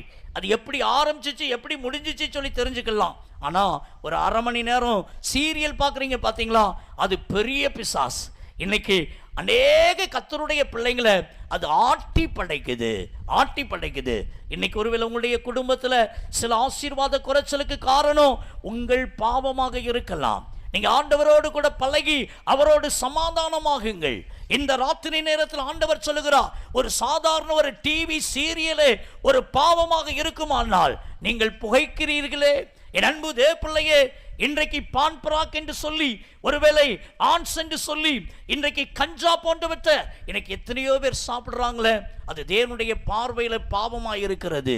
இன்னைக்கு எத்தனையோ பேர் மதுபானத்துக்கு அடிமையா இருக்கிறாங்க. என் அன்புக்குரிய தேவனுடைய பிள்ளையே, அது தேவனுடைய பார்வையில பெரிய பாவமாய் இருக்கிறது. இன்றைக்கு அநேகருடைய வாழ்க்கையில செல்போன்னால மிஸ்யூஸ் பண்றாங்க. அநேக வாலிப தம்பி, வாலிப தங்கச்சி தன்னுடைய இளம் வயதிலேயே என் அன்பு பிள்ளையே பாவ கரை படிந்து வாழ்றாங்க. அதற்கு காரணம் செல்போனாக இருக்கிறது. இன்றைக்கு ஒருவேளை தேவனுக்கு தெரியாமல் ரகசிய பாவம் 4 சுவருக்குள்ள கர்த்தருக்கு பிரியமில்லாத தகாத தொடர்போடு கூட நீங்கள் வாழ்க்கை வாழ்ந்து கொண்டிருக்கிறீர்களா? இன்று இரவு என் அன்பு சகோதரனே, என் அன்பு சகோதரியே, நீங்கள் தேவாதி தேவனோடு பழகி அவரோடு சமாதானமாகுங்கள். ஆண்டவர் இன்றைக்கு உங்களுக்கு நன்மையை தருவார். என்னென்ன நன்மைக்கு நீங்கள் காத்திருக்கிறீர்களோ, என்னென்ன நன்மைக்காக வேண்டிக் கொண்டிருக்கிறீர்களோ, சகல விதமான நன்மையையும் நமக்கு சம்பூர்ணமாய் கொடுக்கிற ஜீவனுள்ள தேவன் நம்முடைய தேவன். பிரசங்கியின் புஸ்தகம் 9:18 சொல்லுகிறது, பாவியான ஒருவன் மிகுந்த நன்மையை கெடுப்பான். நம்ம வீட்டில் ஒரே ஒரு அப்பா குடிகாரனா இருந்தால் போதும், நம்ம வீட்டில் ஒருத்தர் புகை ஊதுறவதா இருந்தா போதும், நம்ம வீட்டில் அம்மா உட்கார்ந்து டிவி சீரியலை நோண்டி பார்த்துட்டு இருந்தாலே போதும், ஒரே ஒரு நபர் மூலமா அந்த குடும்பத்துக்கே என் அன்பு தேவனுடைய பிள்ளையே தீமை வர ஆரம்பிச்சிடும், நன்மை கெட்டு போயிடும். தெரிஞ்சுக்கோங்க, இன்னைக்கு அநேகருடைய வாழ்க்கையில என் அன்பு பிள்ளையே நம்ம நல்லா இருக்கலாம், ஆனா நம்ம வீட்டில் இருக்கிற ஒரு நபர், அது அப்பாவா இருக்கலாம், அம்மாவா இருக்கலாம், அண்ணனா இருக்கலாம், தங்கச்சா இருக்கலாம், அக்காவா இருக்கலாம், என் அன்பு தேவ பிள்ளையே அது நீங்களா இருக்கலாம். இன்னைக்கு ஆண்டவர் சொல்லுகிறார், உங்கள் நிமித்தமா உங்க குடும்பத்துக்கு நன்மை தடைபடுதா? என் அன்பு பிள்ளைகளே, உங்கள் நிமித்தமாய் உங்கள் பெற்றோர் ஆசீர்வதிக்கப்பட முடியாம போயிட்டு இருக்காங்களா? இன்னைக்கு மனம் திரும்புங்க, மனம் திரும்புங்க. இன்னைக்கு ஆண்டவர் சொல்லுகிறார், என்னுடைய ரத்தத்துல கழுவப்பட ஒப்பு கொடுங்க. இயேசுவின் ரத்தம் சகல என் அன்பு பிள்ளையே பாவங்களை அக்கிரமங்களை நீக்குவதற்கு அது வல்லமை உள்ளதாக இருக்கிறது. உங்களுடைய பாவத்திலிருந்து உங்களுக்கு விடுதலை பெற வேண்டுமானால் ஒரே ஒரு வழி, இயேசு சிந்தின ரத்தத்தில் நீங்க கழுவப்பட வேண்டும். ஆமென் சொல்லுங்க, ஆமென் சொல்லுங்க. என் அன்பு பிள்ளைய குடியாரன் பேச்சு விடிஞ்சா போச்சிமாங்க, குடிச்சு வெறிச்சு மனைவி மேல சத்தியம் பண்ணுவாங்க, பிள்ளைங்க மேல சத்தியம் பண்ணுவாங்க, அடுத்த நாள் காலையில அதே மது போதையில டாஸ்மார்க் கடையில் போய் நின்றுட்டு இருப்பாங்க. ஆனா இயேசுவின் ரத்தத்துல கழுவப்பட்டுட்டீங்கன்னா நீங்க எங்கேயும் போக மாட்டீங்க. என் அன்பு பிள்ளையே, பாவத்தில் இருந்து விடுதலை தரக்கூடிய ஒரே ஒரு ரத்தம், அது இயேசுவின் ரத்தம், விலையேற பெற்ற ரத்தம். என் அன்பு பிள்ளையே, ஜாதி மதம் பேதமின்றி அந்த ரத்தம் ஒரு மனிதனை பரிசுத்தப்படுத்துகிறது, ஒரு மனிதனை வாழ வைக்கிறது. இந்த ராத்திரி நேரத்தில் உங்களுடைய வாழ்க்கையில் ஏதோ ஒரு பாவங்கள் இருக்கும் என்று சொன்னாலும் இன்னைக்கு ஆண்டுடைய கரத்தில் ஒப்பு கொடுப்பீங்களா? ஏசப்பா, என்னை ஒரு விசை மன்னியும் ஆண்டவரே, என்னை பரிசுத்தப்படுத்தும் ஆண்டவரே, உமக்கு பிரியமானபடி நான் வாழ எனக்கு உதவி செய்யுங்க கர்த்தாவே. இன்னைக்கு இந்த ராத்திரி நேரத்தில் என் பாவத்தெல்லாம் நான் அறிக்கையிடுறேன் ஆண்டவரே, இனி இந்த பாவ வாழ்க்கை நான் வாழ மாட்டேன் ஆண்டவரே, ஒரு உண்மை கிறிஸ்தவனா வாழ்வேன், உண்மை கிறிஸ்தவனா வாழுவேன். இன்னைக்கு அப்படி ஆண்டவருடைய கையில ஒப்பு கொடுப்பீங்களா? இன்னைக்கு ஆண்டவர் உங்களுடைய பாவத்தெல்லாம் மன்னிக்கிறதற்கு அவர் உண்மை உள்ளவராக இருக்கிறார். அல்லேலூயா, அல்லேலூயா. தெரிந்த ஒரு பாடல் ஒன்றை நாம் பாட போகிறோம், தெரிந்த ஒரு பாடல். எல்லாரும் கரங்களை தட்டி உற்சாகமாக இந்த பாடலை நாம் பாடுவோம். இந்த பாடலை படிக்கும் போதே நம்முடைய பாவத்தை உணர்வோம். ஆண்டவரே, என் நன்மை தடைபடுவதற்கு காரணம் இந்த பாவம் தான், இந்த பாவம் தான், இனி இந்த பாவத்தை செய்ய மாட்டேன்னு சொல்லுங்க. நீங்க சொல்லும் போதே உங்க மேல இயேசுவின் ரத்தம் விழும். இன்றைக்கு ஒரு பாவ மன்னிப்பை கர்த்தர் உங்களுக்கு கொடுப்பார், உங்களை அவர் ஆசீர்வதிப்பார். ஜீசஸ்.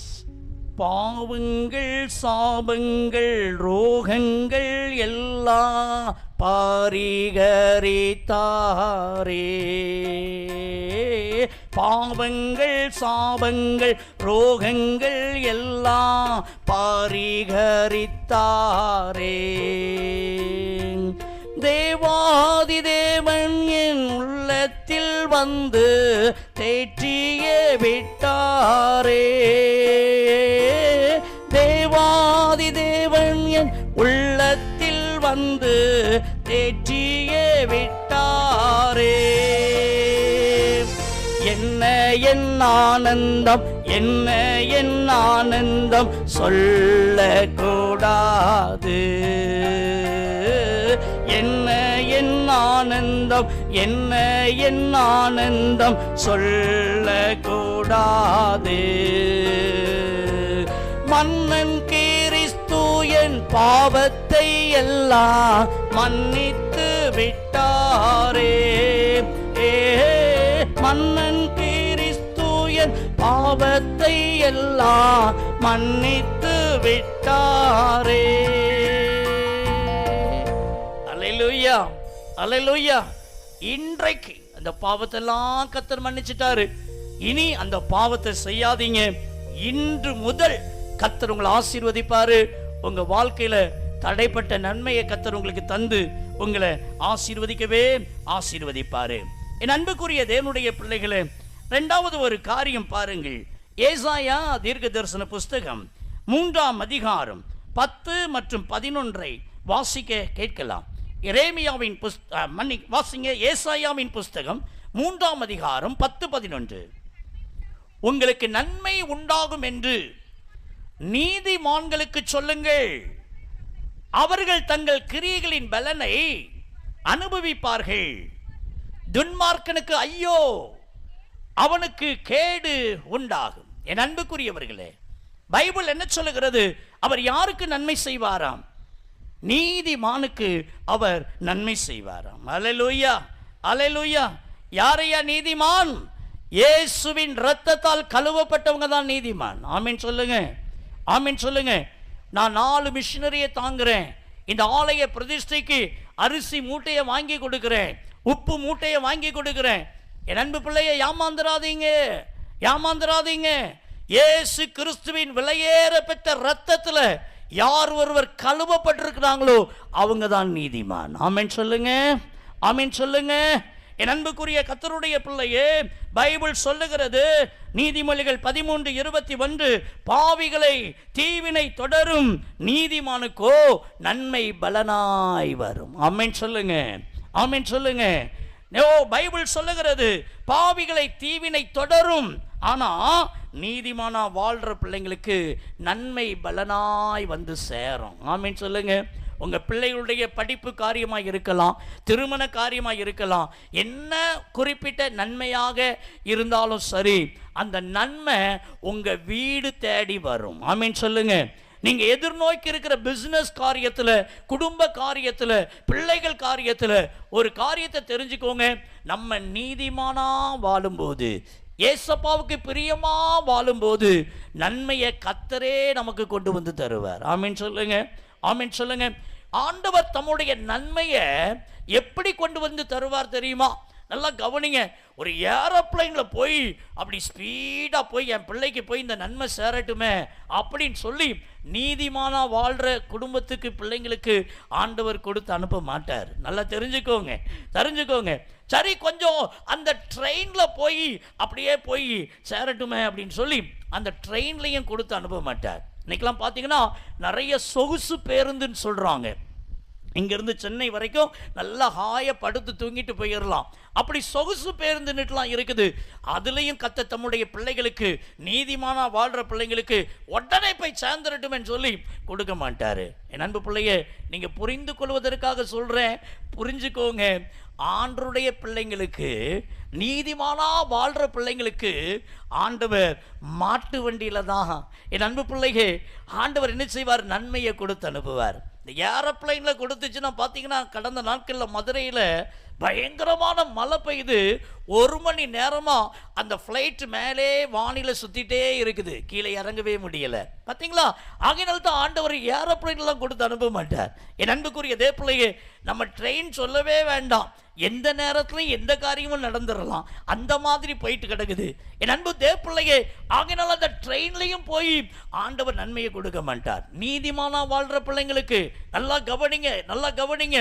என் அன்பு பிள்ளையே, ஒருவேளை கார்ல போயோ அல்லது பாருங்க பஸ்ல போயோ சீக்கிரமா போய் சேரட்டுமே சொல்லி நன்மையை கொடுத்து அனுப்ப மாட்டாரு. மாட்டு வண்டியில தான் கர்த்தர் நன்மையை கொடுத்து அனுப்புவார். அல்லேலூயா. அது சக்கடா புக்கடான் தான் வரும், ஆனா சரியான நேரத்துக்கு வந்து சேர்ந்துரும். கரங்களை தட்டி கர்த்தரை மகிமைப்படுத்துங்க.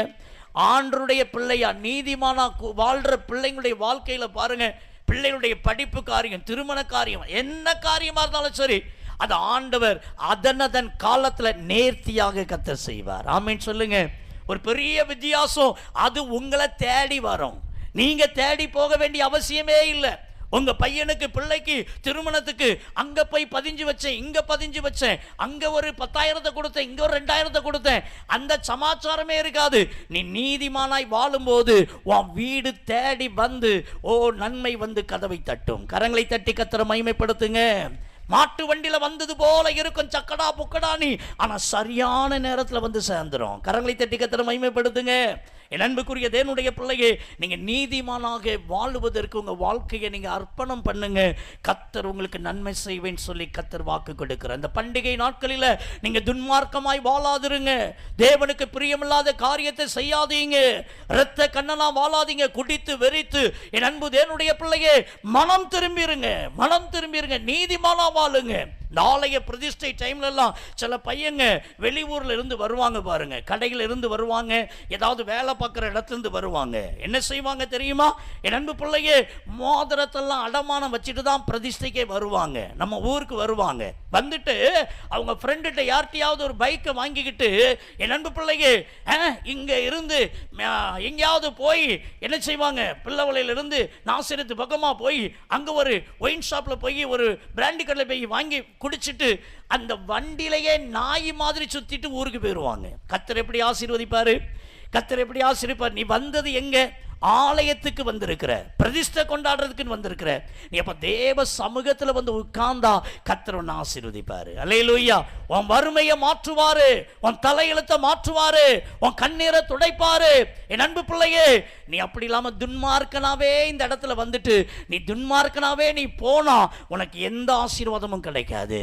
நீ பாவியாவே இருந்தாலும் துன்மார்க்கனாவே இருந்தாலும் தேவ சமூகத்துக்கு வரும்போது அவருடைய ரத்தத்துல ஒரு துளி விழுந்துச்சுன்னா போதும், உங்களை நீதிமானா கர்த்தர் மாத்திடுவாரு. கரங்களை தட்டி கர்த்தரை மகிமைப்படுத்துங்க.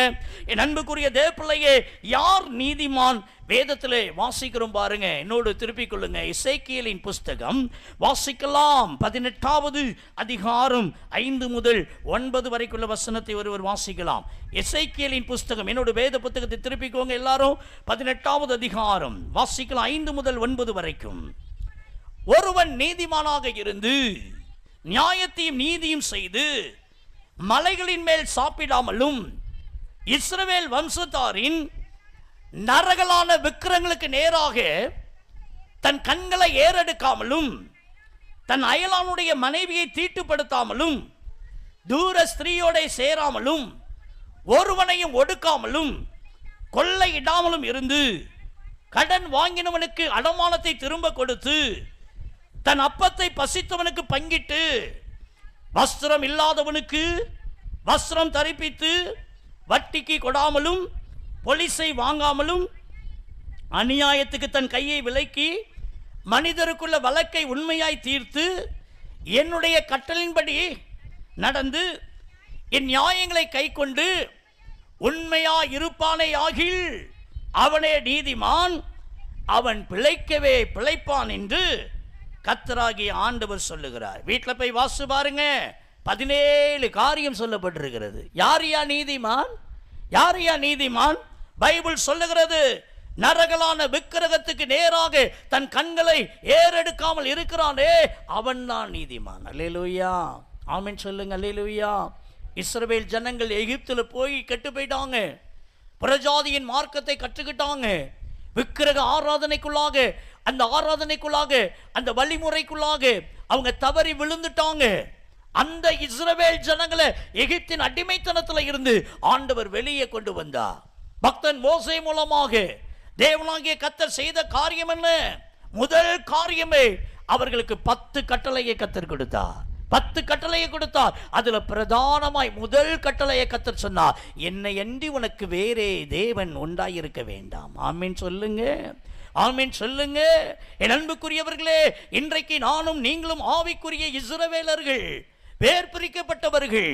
எனக்கு அன்பான கர்த்தருடைய பிள்ளைகளே, இன்றைக்கு ஒருவேளை என் ஆண்டவர் சொல்லுகிறார், நீங்க நீதிமானா இருக்கிறீங்களா துன்மார்க்கமா இருக்கிறீங்களா? நீதிமானா வாழ்வீங்கன்னா நீங்க ஒரு வார்த்தையை பயன்படுத்துவீங்க, நானும் என் வீட்டார்மோ என்றால் கர்த்தரையே சேவிப்போம். அல்லேலூயா, அல்லேலூயா. நீங்க துன்மார்க்கர் என்றால் என்ன சொல்லுவீங்க? நானும் என் வீட்டார்மோ என்றால் கர்த்தரையும் சேவிப்போம். ஆமென் சொல்லுங்க. இன்னைக்கு அநேகர் அப்படிதான், இயேசு கிறிஸ்துவையும் சேவிப்பாங்க. இயேசுவின் தாய் கன்னிமரியால் கனத்துக்குரியவங்க, ஆனா அவங்க தெய்வம் அல்ல, அவங்களையும் சேவிப்பாங்க. இன்னைக்கு நிறைய பேருடைய வாழ்க்கையில காப்ரியேல் மிகாவேல் போன்ற தூதர்களை வீட்டுக்கு முன்னால ஒரு போட்டோவை மாட்டி என் அன்பு பிள்ளையே அப்படி சேவிக்கிற ஆட்களும் இருக்கிறாங்க. இன்னைக்கு நிறைய கிறிஸ்தவங்களை பார்த்தீங்கன்னா இன்னும் ஏதாவது இருந்தா சொல்லுங்க, அதையும் நாங்க சேவிக்கிறோம் சொல்லி வாழ்க்கை வாழ்றவங்க இருக்கிறாங்க. என் அன்பு சகோதரா, என்னையன்றி உனக்கு வேறே தேவன் உண்டாயிருக்க வேண்டாம். என் ஆண்டவர் பட்சிக்கிற அக்கினியாய் இருக்கிறார். ஆண்டவர் எந்த பாவத்தையும் மன்னிப்பார். ஆனால் இதுக்கடுத்த காரியத்தை செய்யும் போது தேவன் சொல்லுகிறார், அது வேசித்தனம் என்று சொல்லுகிறார். என் அன்புக்குரிய தேவனுடைய பிள்ளையே, இன்றைக்கு நம்முடைய வாழ்க்கையில் ஒருவேளை அறிந்தோ அறியாமலோ இன்னைக்கு அது போன்ற காரியங்களை செய்வோம் என்றால் இன்னைக்கு மனம் திரும்புவோம். ஆண்டவருக்கு பிரியமில்லாத காரியத்தை செய்யாதீங்க, செய்யாதீங்க. என் அன்புக்குரிய தேவ பிள்ளையே, ஒரு அருமையான ஒரு பயங்கரமான ஒரு பூஜாரி ஒருவரை நான் சமீபத்தில் சந்தித்தேன். நம்முடைய அருகாமையில் இருக்கிற ஒரு ஊரை சார்ந்த ஒரு பூஜாரி ஒருத்தர். நான் ஒரு குறிப்பிட்ட சந்தர்ப்பத்தில் அவரோடு கூட பேசக்கூடிய ஒரு வாய்ப்பு கிடைத்தது. அப்படி பேசிட்டு இருக்கும்போது நான் அவருக்கு இயேசுவை அறிவிக்க வேண்டும் என்கிற ஒரு எண்ணத்தில் இயேசுவை குறித்து அவருக்கு தைரியமாக சொன்னேன். அவர் என்கிட்ட சொன்னாரு, உங்க கிறிஸ்தவங்களை பாதி பேர் என்னதானே தேடி வராங்க அப்படின்னு சொன்னாரு. எதுக்கு உங்களை தேடி வராங்க அப்படின்னா, கோயிலுக்கு கிடா கொடுக்கறதுக்கெல்லாம் வராங்க அப்படின்னாரு. என் அன்பு தேவ பிள்ளையே, ஒருவேளை தெரிந்தோ தெரியாமலோ செய்திருக்கலாம், இன்னைக்கு கூட ஆண்டவர் மன்னிச்சிருவாரு. இனி அதை நீ செய்யாத, அது உன் குடும்பத்துக்கு பாவம், அது உன்னுடைய குடும்பத்துக்கு சாபம். ஆண்டவர் சொல்லுகிறார், நான் ஜீவனுள்ள தேவன். என் அன்பு தேவ பிள்ளைங்க, நிறைய பேர் என்ன தெரியுமா, நோய்க்கும் பாரு பேய்க்கும் பாரு இன்னைக்கு அநேகர் வாழ்ந்துட்டு இருக்கிறாங்க. என் அன்பு தேவ பிள்ளை, யோபு சொல்லுகிறான், யோபு 13:15 அவர் என்னை கொண்டு போட்டா கூட பரவாயில்ல. என் அன்பு தேவ பிள்ளையே, என் ஆண்டவரையே நான் நம்புவேன். இன்னைக்கு எத்தனை கிறிஸ்தவங்க அப்படி வாழ்றீங்க? எத்தனை கிறிஸ்தவங்க வாழ்றீங்க? ஒரு சின்ன பிள்ளைக்கு ஏதாவது ஒண்ணு ஆயிட்டுனா பூ பண்டாரத்திட்ட போய் கொள்ளடிக்க போறீங்களா? என் அன்பு தேவ பிள்ளையே, ஜாக்கிரதை, ஜாக்கிரதை. என் ஆண்டவர் இன்றைக்கு சொல்லுகிறார், என்னையன்றி உனக்கு வேறே தேவன் உண்டா இருக்க வேண்டாம். நான் சொல்றேன், இந்த ஆலயத்தில் போய் வந்து போட்டுட்டு போங்க, உங்க பிள்ளைய கர்த்தர் உயிர் பிச்சை கொடுப்பாரு. இன்னைக்கு வியாதி பலவீனப்பட்டிருக்கிறீங்களா, இந்த ஆலயத்தில் வந்து கண்ணீர் விட்டுட்டு போங்க. ஜீவனுள்ள தேவன். என் அன்பு தேவ பிள்ளையே, இன்னைக்கு அநேகருடைய வாழ்க்கையில புறஜாதியுடைய மார்க்கங்களை கற்றுக்கொள்றாங்க. இன்னைக்கு புறஜாதியில் தான் நாள் பார்ப்பாங்க. இன்னைக்கு எத்தனை கிறிஸ்தவங்க நாள் பார்க்கறாங்க? யாரையா செவ்வாய்க்கிழமை மேரேஜ் வைக்கிறது? யாரையா வெள்ளிக்கிழமை மேரேஜ் வைக்கிறது? என் அன்பு தேவ பிள்ளையே, எல்லாம் அந்த புதன்கிழமையை பார்த்து வியாழக்கிழமையை பார்த்து இன்னைக்கு நம்முடைய கிறிஸ்டியானிட்டி இன்னைக்கு நாள் பார்க்கிறோம், நேரம் பார்க்கிறோம். என் அன்புக்குரிய கர்த்தருடைய பிள்ளையே, இந்த ராத்திரி நேரத்தில் என் ஆண்டவர் சொல்ல, புறஜாதியுடைய மார்க்கங்களை கற்றுக்கொள்ளாதீங்க. மார்க்கம்லாம் வலி. அவங்கள போல நம்ம வாழ்ந்துடக்கூடாது, நம்மளை போல அவங்க வாழணும். மெய் தெய்வத்தை அவங்க அறிந்து கொள்ள வேண்டும், அவங்க ஏற்றுக்கொள்ள வேண்டும். இன்னைக்கு நம்மளே சரியில்லை. என் அன்புக்குரிய தேவ பிள்ளையே, புறஜாதிகள் பாருங்க, ஸ்டைலுக்காக நெத்தியில பொட்டு வச்சுக்கிடுவாங்க. இன்னைக்கு கிறிஸ்தவங்க கூட இன்னைக்கு நிறைய பேர் பார்த்தீங்கன்னா அப்படிதான் இருக்கிறாங்க. ஒரு இடத்துல வேலைக்கு போறவங்க, அழகுக்கு வைக்கிறேன் பிரதர். என் அன்பு பிள்ளையே, நல்லா தெரிஞ்சுக்கோங்க, புறஜாதியுடைய மார்க்கத்தை கற்றுக்கொள்ளாதிருங்கள். இன்னைக்கு அநேக கிறிஸ்தவங்க பாருங்க, காலில் மெட்டி போட்டிருப்பாங்க. என்ன சொல்றாங்க தெரியல, இப்ப நம்ம மக்கள்லாம் மாறிட்டு இருக்கிறாங்க. சிஎஸ்ஐ கிறிஸ்தவர்களுக்கு நான் சொல்லுகிறேன், என் அன்புக்குரிய தேவ பிள்ளையே, ஏன் நீங்க அதை மெட்டி போட்டிருக்கீங்கன்னா, அதுதான் பிரதர் கல்யாணம் ஆயிட்டுங்கிறது தெரியணுங்கிறதுக்காக. என் அன்பு தேவ பிள்ளையே, நம்ம கழுத்துல தான் தோண்டி கயிறு மாதிரி நல்ல பெரிய தாலி செயின் போட்டிருக்கோமே, காலில் மெட்டியை போட்டாதான் தெரியணுமா? என் அன்புக்குரிய தேவ பிள்ளை, இன்றைக்கு புறஜாதியுடைய மார்க்கங்களை கற்றுக்கொள்ளாதிருங்கள். என் ஆண்டவர் சொல்லுகிறார், யாரையா நீதிமான்? நரகலான விக்கிரகத்துக்கு நேராக தன் கண்களை ஏறெடுக்காம இருக்கிறான் பாரு, அவன் தான் நீதிமான், அவன் தான் நீதிமான். நான் சமீபத்தில் தூத்துக்குடி பகுதிக்கு ஒரு இடத்துக்கு ஊழியத்துக்கு போயிருந்தேன். அங்கே ஒரு பிரமாண்டமான ஒரு பெரிய தொழில் அதிபர் அவருடைய வீட்டில் தங்கியிருந்தேன். அவர் ஆலயத்தில் பெரிய பொறுப்புலலாம் இருக்கிறார். கர்த்தருக்கு ஸ்தோத்திரம். ரொம்ப கண்ணியமாக என்னை அன்போடு கூட கவனித்தாங்க. 3 நாட்கள் உங்களுடைய வீட்டில் நான் தங்கியிருந்தேன். அவங்க பையனுக்கு ஒரு குழந்தை ஒன்று பிறந்திருக்கு 8 வருஷம் கழிச்சு. அந்த குழந்தை ரொம்ப அழகு, பிங்க் கலரில் அழகு. அந்த பிள்ளைய கையில் கொடுத்து ப்ரேயர் பண்ணி தாங்க பிரதர் சொல்லி தந்தாங்க. நான் மீட்டிங்லாம் முடிஞ்சு ஊர் கிளம்புற நேரத்தில் உடனே அந்த குழந்தைய கையில் வாங்கிட்டு ஸ்தோத்திரம் நெத்தியில் ஒரு சிலுவையை போட்டு அவங்க கையில் கொடுத்தேன். அந்த ஐயா வந்து சொன்னாங்க, ஐயா 8 வருஷம் கழிச்சு பையனுக்கு குழந்தை பிறந்திருக்கு பார்த்தீங்களா, அதனால அவனுடைய ஜாதகத்தை தனிச்சு வச்சிருக்கிறோம் ஐயா, ஒரு சின்ன ப்ரேயர் பண்ணி கொடுத்துட்றீங்களா அப்படின்னு சொல்லி கொடுத்தாங்க. நான் கையில் தொடவே மாட்டேன்ட்டேன். என் அன்பு தேவ பிள்ளையே, இன்னைக்கு நம்முடைய சமுதாயம் எங்கே போய் கொண்டிருக்கிறது? எங்கே போய் கொண்டிருக்கிறது? நான் ஒரு குறிப்பிட்ட ஒரு பட்டணத்துக்கு ஊழியத்துக்கு போயிருந்தேன். ஒரு அருமையான ஐயா சொன்னாங்க, ஐயா அங்கே கடையில் வந்து ஒரு சின்ன ஜெபம் பண்ணிடுங்க ஐயா. அவங்களுடைய மனைவி எல்லாம் வந்திருந்தாங்க, சுத்திலுமா இருந்தாங்க. அப்படி ஜெபம் பண்ணும்போது கர்த்தர் எனக்கு சொன்னார், இதில் ஒரு விக்கிரகத்தின் காரியம் இருக்குது, ஒரு தகடு இருக்குது. தேவன் எனக்கு அதை வெளிப்படுத்தினார். நான் ஜெபம் பண்றதுக்கு முன்னாடியே சொல்றேன், பிரதர் இதுக்குள்ள ஒரு தகடு இருக்குதுன்னு கர்த்தர் சொல்றாரு. அதெல்லாம் ஒன்றும் இல்லை பிரதர், நாங்கள் கிறிஸ்டின் ஆக்கோம், நாங்கள் ஆண்டவரோடு கூட அப்படி இருக்குமாக்கோம், என்ன நீங்கள் அப்படி சொல்லிட்டீங்க, அப்படி அப்போ எக்கெடுக்கிட்டு போங்கன்னு சொல்லி நாங்கள் ஒரு ஜெபத்தை பண்ணிட்டு வெளியில் வரேன். அவங்களுடைய ஒய்ஃப் சொல்கிறாங்க, பிரதர் கர்த்தர் உங்களுக்கு வெளிப்படுத்துறது உண்மைதான், தகடு இருக்கு பிரதர். என் கணவர் அந்த மாதிரி விக்கிரகத்தின் காரியத்தில் தலையிடுறார் பிரதர். பிசினஸ் வளரணும் வளரணும் சொல்லிட்டு அங்க இங்க நீ தகட வாங்கி வச்சிருக்கிறார் பிரதர். எனக்கு அவருக்கு ஒரே சண்டை, குடும்பத்தில் சமாதானமே இல்லை, பெயரளவு மனைவியா வாழ்ந்துட்டு இருக்கிறேன். என் அன்பு தேவனுடைய பிள்ளை, பணம் வரும், சமாதானம் இருக்காது, சமாதானம் இருக்காது. இன்னைக்கு ஆண்டவர் சொல்ல, யாரையா நீதிமான்? ஆண்டவருக்காக வைராக்கியமாய் இருக்கிற இடத்துல கர்த்தருக்கு உண்மையா நீ வாழ்ந்து பாரு, நீதான் நீதிமான். என் அன்புக்குரிய தேவனுடைய பிள்ளையே, அநேக காரியம் என்று சொல்ல நேரமில்லை. கடன் வாங்கினவனுக்கு அடமானத்தை திரும்ப கொடுக்கிறானே, அவன் தான் நீதிமான். இன்னைக்கு நம்ம யார்ட்டையாவது ஒரு 1000 ரூபாய் வாங்கியிருக்கோன்னு வச்சுக்கோங்க. என் அன்பு தேவ பிள்ளையே, ஒரு 2 வருஷம் ஆன பின்போது நமக்கே ஒரு எண்ணம் வரும், அவங்க மறந்துருப்பாங்க. இதே நம்ம ஒரு 100 ரூபா ஒருத்தர் கொடுத்துருக்கோன்னு வச்சுடுங்க, 5 வருஷமே ஆகட்டுமே, அந்த கொடுத்த 100 ரூபா மறக்கவே மறக்காது. நமக்கு ஒரு சட்டம், அடுத்தவனுக்கு ஒரு சட்டம். ஒரு காரியம் நம்ம பரலோக ராஜ்யம் பிரவேசிக்கிறதற்கு என் அன்பு பிள்ளை இது ஒரு தடையாக இருந்திடக்கூடாது. நீ யார்கிட்டையாயிலும் கடன் வாங்கி இருந்தால் அந்த அடமானத்தை திரும்ப கொடுத்துரு, அதுதான் பைபிள் சொல்லுகிறது நீதிமான். நீதிமான். நீ கொடுக்காம சென்னை பாணியில ஆட்டைய போட்டுட்டான்னா நீ துன்மார்க்கன், நீ துன்மார்க்கன். தேவனுடைய சமூகத்தில் போகும்போது என் அன்பு தேவனுடைய பிள்ளையே, நம்முடைய கையில எந்த ஒரு கரை இருக்கக்கூடாது, எந்த ஒரு தவறுதலும் இருக்கக்கூடாது. இந்த ஒரே ஒரு காரணத்தினால நீ வெளியே போனி கர்த்தர் சொல்லுவாரு, அவர் நீதி உள்ள நியாயாதிபதி, நீதி உள்ள நியாயாதிபதி.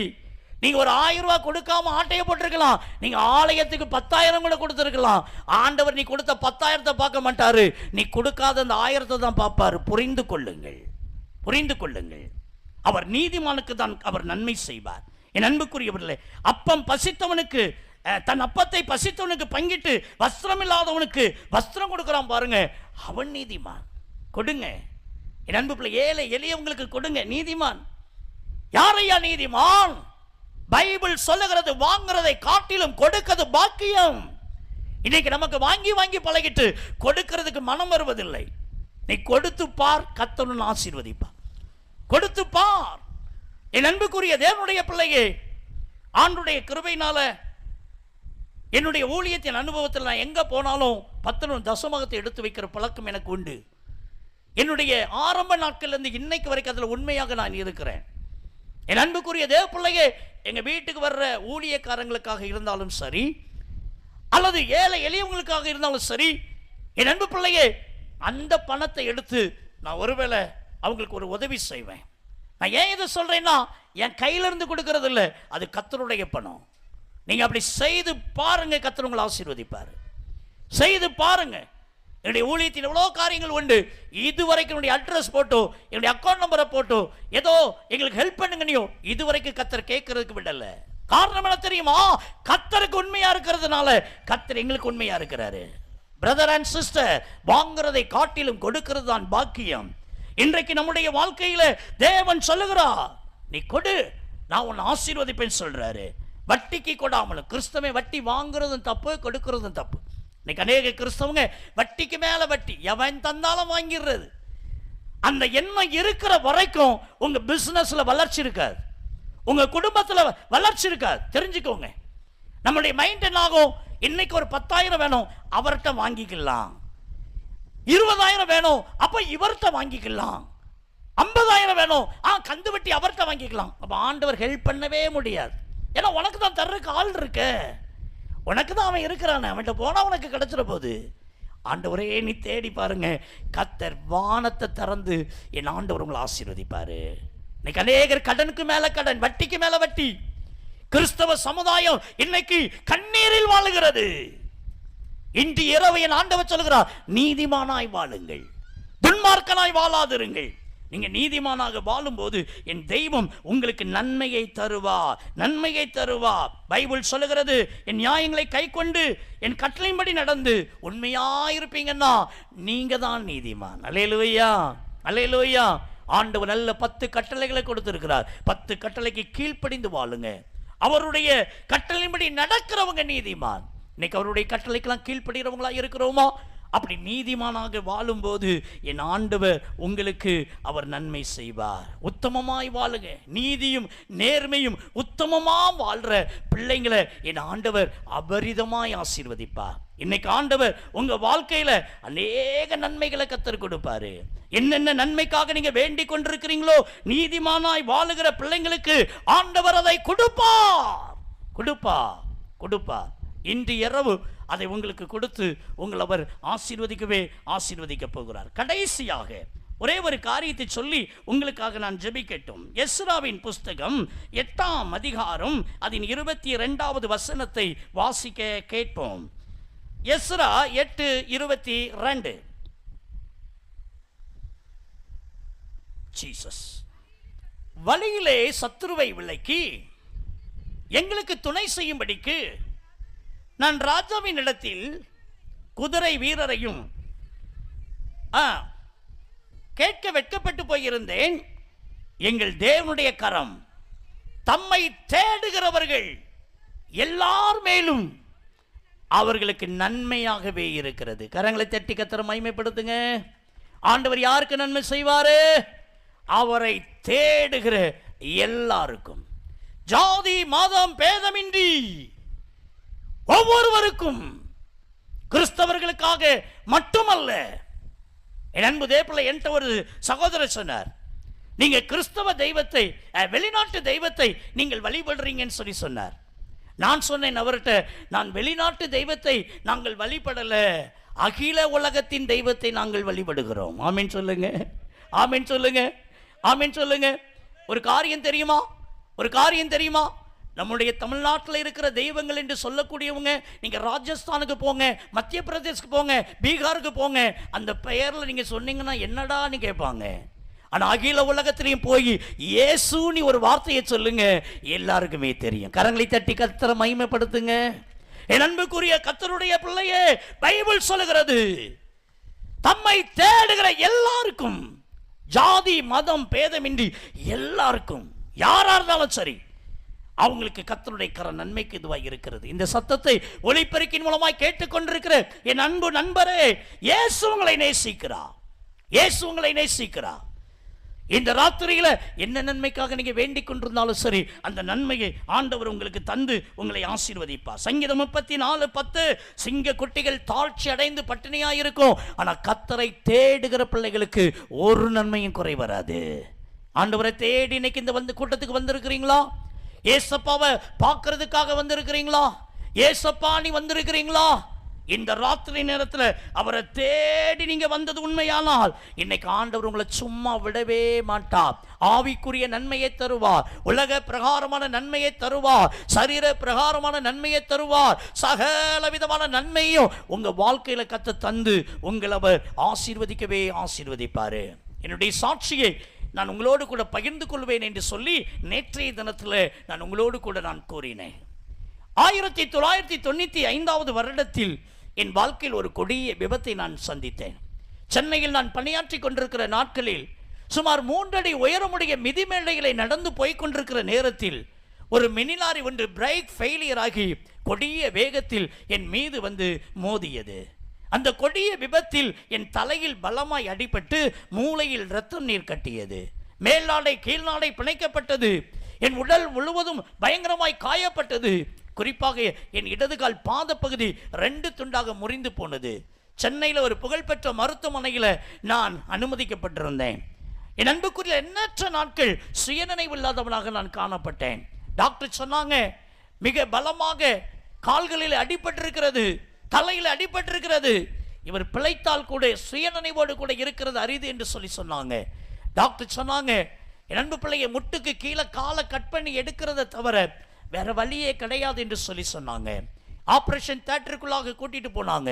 ஒரு மிஷின்ல போய் காலை வைக்கணும், அதை மிஷின் கட் பண்ணும், அதை கொண்டு போய் மண்ணில் புதைக்க வேண்டியதுதான். 1/2 மணி நேரம் இந்த ஆபரேஷன் நடக்கும் என்று சொன்னாங்க. என்னுடைய பெற்றோர், என்னுடைய சகோதர சகோதரிகள் எல்லாம் வெளியே வெயிட் பண்ணிட்டு இருந்தாங்க. அப்போதான் அங்கே இருக்கிற ஒரு டாக்டர் சொன்னார், இது ஒரு மெடிக்கல் காலேஜ் தானே, நிறைய மாணவ மாணவியர் நம்மகிட்ட இருக்கிறாங்க இல்லையா, அவங்களுக்கு இந்த காலின் பாத பகுதியை கற்றுக் கொடுக்கலாமேன்னு சொல்லி ஒரு சின்ன ஆலோசனை கொடுத்தாங்க. பிரியமானவர்களே, 1/2 மணி நேரம் நடக்க வேண்டிய ஆபரேஷன் 6 மணி நேரமாய் மாற்றப்பட்டு விழுந்து போன இடதுகால் பாத பகுதியை ஒன்று சேர்த்து என்னை வெளியே கொண்டு வந்தாங்க. என்னுடைய பெற்றோர் ஆனந்த மகிழ்ச்சி அடைந்தாங்க. டாக்டர் சொன்னாங்க, பொய்க்கால், இந்த காலால் இவரால் நடக்க முடியாது, 2 கிளட்சி வாங்கி கொள்ள வேண்டும், 3 வீல் சைக்கிள் வாங்கி கொள்ள வேண்டும், இதுதான் அவருக்கு நிரந்தரம் என்று சொல்லி எனக்கு சொன்னாங்க.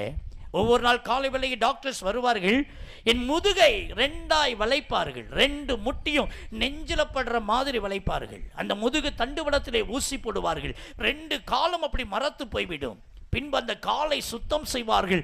நரக வேதனையாக இருக்கும். ஒரு நாள் காலையில் ஒரு டாக்டர் வந்து சொன்னார், மேல் நாடை கீழ் நாடை பிணைக்கப்பட்டிருக்கிறது, ஆகையினால இந்த குளுக்கோஸ் ரத்தம் நம்ம ஏற்றிட்டு இருக்கிறோம், நிறைய பணம் செலவாகுது, நீர் ஆகாரத்தை இவருக்கு கொடுக்கலாம் என்று யோசிக்கிறோம், ஆகையினால தொண்டையில் ஒரு துவாரம் இடலாம் என்று இருக்கிறோம், அதனால இவருக்கு நீர் ஆகாரம் கொடுக்கலாம் சொன்னாங்க. உடனே சரின்னு சொன்னாங்க. என் ஆபரேஷன் தியேட்டருக்குள்ள கொண்டு போயிட்டாங்க. என்னுடைய தகப்பனாரை அழைத்து சொன்னாங்க, இந்த ஆபரேஷன் கொடிய ஆபரேஷன், ஒருவேளை உங்க பிள்ளை மரித்து போனாலும் போகலாம் என்று சொன்னாங்க. எங்க அப்பாவுக்கு நான் 4வது பையன். எங்க அப்பா சொன்னாங்க, என் பிள்ளை செத்து போவா சொன்னா இந்த ஆபரேஷன் பண்ணாதீங்கன்னு சொல்லிட்டு ஆபரேஷன் தியேட்டருக்குள்ள இருந்து என்ன தூக்கிட்டு வெளியே வந்துட்டாங்க. எல்லா டாக்டர்களும் சொன்னாங்க, தம்பி உங்க வாழ்க்கையின் கெடுதிக்கு காரணமே உங்க அப்பா தான், இந்த ஆபரேஷன் வேண்டாம், நீ தூக்கிட்டு வந்துட்டாங்க, எங்களுக்கெல்லாம் ஒன்றும் தெரியாது என்று சொல்லி கைவிரித்த கோணத்தில் கோபத்தோடு கூட கடந்து போனாங்க. பேச முடியாதவனாய் என் கரங்களை அசைத்த போது என்னுடைய அன்பான அப்பா தலையில கையை வைத்து அழுது கொண்டு அந்த அறையை விட்டு அப்படியே வெளியில கடந்து வந்தாங்க. என் அன்பு தேப்பிள்ளை, ஒவ்வொரு நாள் காலையும் டாக்டர்ஸ் வருவாங்க. வழக்கம் போல என் முதுகு தண்டுவடத்தில் ஊசி போடுவாங்க. 2 கால் அப்படி மரத்து போயிடும். பின்பு அந்த இடது கால் பாத பகுதியை சுத்தம் செய்வாங்க. ஒவ்வொரு நாளுமே செத்து பிழைக்கிறதா என் வாழ்க்கையா இருந்துச்சு. அப்போதான் ஒரு டாக்டர் ஒருத்தர் வர்றாரு. இந்த கால் எப்படி இம்ப்ரூவ்மெண்ட் ஆயிருக்குன்னு சொல்லி பார்ப்பாரு. நல்லா இருந்தா தொடர்ந்து சிகிச்சை, இல்லாட்டா முட்டுக்கு கீழே காலை கட் பண்ணி எடுத்துட்டு பிளாஸ்டிக் கால் வச்சிருவாங்க. அவர் என்ன சொல்றாரோ அதுபடி செய்ய போறோம் சொல்லி அவருடைய வருகைக்காக எல்லாரும் வெளியே காத்துட்டு இருந்தாங்க. ஒரு நாள் காலை வேலை, அது திடீரென்று சொல்லி படுத்த படுக்கையா இருக்கிறேன். அந்த அறைக்குள்ள ஒருத்தர் வருகிறதை நான் கண்டேன். பிரியமானவர்களே, நான் கண்ட ஒரு தெளிவான ஒரு காட்சி, என் அருகாமையில் ஒருவர் வந்து ஒரு கை அப்படி ஷோல்டர்ல தோள்பட்டையில அப்படி வச்சிட்டு எடுக்கிறத கண்டேன். என்ன அறியாம எனக்கு ஒரு வல்லமை வந்து இறங்கியது. படுத்த படுக்கையா இருந்த நான் எழுந்து உட்கார ஆரம்பித்தேன். ஒரு கொட்டாவி விட்டது போல இருந்தது. பட பட படனி வாய் திறந்து விட்டது. உடனே எங்களுடைய அப்பா அம்மாவை கூப்பிட்டேன். ஆகின எல்லாம் வேகமா வந்தாங்க. என்ன நடந்ததுன்னு சொன்னாங்க. யாரோ என்னை தொட்டது போல இருந்தது, வாய் திறந்துட்டு சொன்னேன். உடனே அதை டாக்டர்களுக்கு அறிவிச்சாங்க. என் அன்பு தேப்பிள்ளைய டாக்டர்ஸ் நம்பவே இல்லை. இது என்ன சொல்றீங்கன்னு சொல்லிட்டு வேகமா ஓட்டமா ஓடி வந்தாங்க. வாய் திறந்திருக்கிறத கண்டு மகிழ்ச்சி அடைந்தாங்க. ஒரு மனிதனுடைய வாயின் விரிவாக்க 4 விரற்கடை, வாயை திறந்து வச்சு காமிங்க என்று சொன்னாங்க. வாயை திறந்து வைத்து காண்பித்தேன். கரும்பு துண்டை வாங்கிட்டு வர சொல்லி அதை கட் பண்ணி இப்போ நீங்க சவைச்சு தாங்கன்னு சொன்னாங்க. நல்லா சவைச்சு மென்று கையில கொடுத்தேன். ஆல் ரைட் என்று சொன்னாங்க. இந்த வாய்க்காக நான் எந்த டாக்டர்கிட்டையும் போகல. நானே உன் பரிகாரியாகிய கர்த்தர் என்று சொன்ன நானும் நீங்களும் ஆராதிக்கிற மெய்யான தெய்வமாகிய உயிர்த்தெழுந்த ஆண்டவர் இயேசு கிறிஸ்து என்னை கிருபையா தொட்டு சுகமாக்கினார். நல்லா பேச முடிந்தது, ஆகாரம் உட்கொள்ள முடிந்தது. சுருக்கமாக சொல்லி முடிக்கிறேன். என்னுடைய இடது கால் பாத பகுதி ஏன் பண்ணது போல எலும்பு ஜாயிண்டே ஆகலை, எலும்பு வளர்ச்சியே அடையலை. ஆகையினால எல்லா கம்பி பிளேட்டையும் ரிமூவ் பண்ணாங்க. ரிமூவ் பண்ணிட்டு மாவு கட்டு போட்டாங்க. கடைசி ட்ரீட்மெண்ட். இந்த மாவு கட்டை ஓப்பன் பண்ணுவோம், நல்லா இருந்தால் தொடர்ந்து சிகிச்சை, இல்லாட்டா முட்டுக்கீழே காலை கட் பண்ணி எடுத்துருவோம் சொல்லிட்டாங்க. ஒரு சில நாளானது என் அன்பு தேவப்பிள்ளை ஒரு மிஷினை கொண்டு வந்து அந்த மாவு கட்டை ஓப்பன் பண்ணாங்க. எல்லாருக்கும் கால் இப்படி ஒழுங்காக இருக்கும், என் கால் அப்படி நீட்டி பார்க்குறேன். என் அன்பு தேவப்பிள்ளையை அப்படி நீட்ட முடியாது, நரம்போடு நரம்பாக இழுத்துருக்கும். அப்படி வளைஞ்சு போய் கத்தரிக்க அழுகி போயிருந்தா எப்படியோ அதே போல் செப்டிக்காக இருக்கிறத கண்டேன். அதில் ரத்தம் சீல் நீருன்னு வடிஞ்சது. அந்த இடத்தையே மயங்கி நான் கீழே விழுந்தேன். என் அன்பு பிள்ளை இந்த காலை சுத்தம் கூட பண்ணாமல் பெரிய பெரிய பஞ்சை வச்சு ஒரு பெரிய பந்து மாதிரி கட்டி என்னை ஒரு படுக்கையில் கிடத்தி வச்சாங்க. என்னுடைய அங்கிள் ஒருத்தர் என் தலைமாட்டில் நின்று, இவன் தலையெழுத்து இவ்வளவுதான், நம்ம இனி என்ன செய்ய முடியும் என்கிற அந்த அழுகையின் சத்தத்தை கண்டு நான் முழித்தேன். டாக்டர் என்னை பரிசோதித்து கொண்டிருந்தாங்க. அந்த டாக்டர்கிட்ட ஒரே ஒரு கேள்வி கேட்டேன், டாக்டர் ஒரு 5 வருடம் கழித்து என்னால் நடக்க முடியுமா என்று சொல்லி கேட்டேன். நான் உடனே குதிச்சு எழும்பி ஓடணும் ஆசைப்படலை. 5 வருஷம் கழிச்சு என்னால் நடக்க முடியுமா?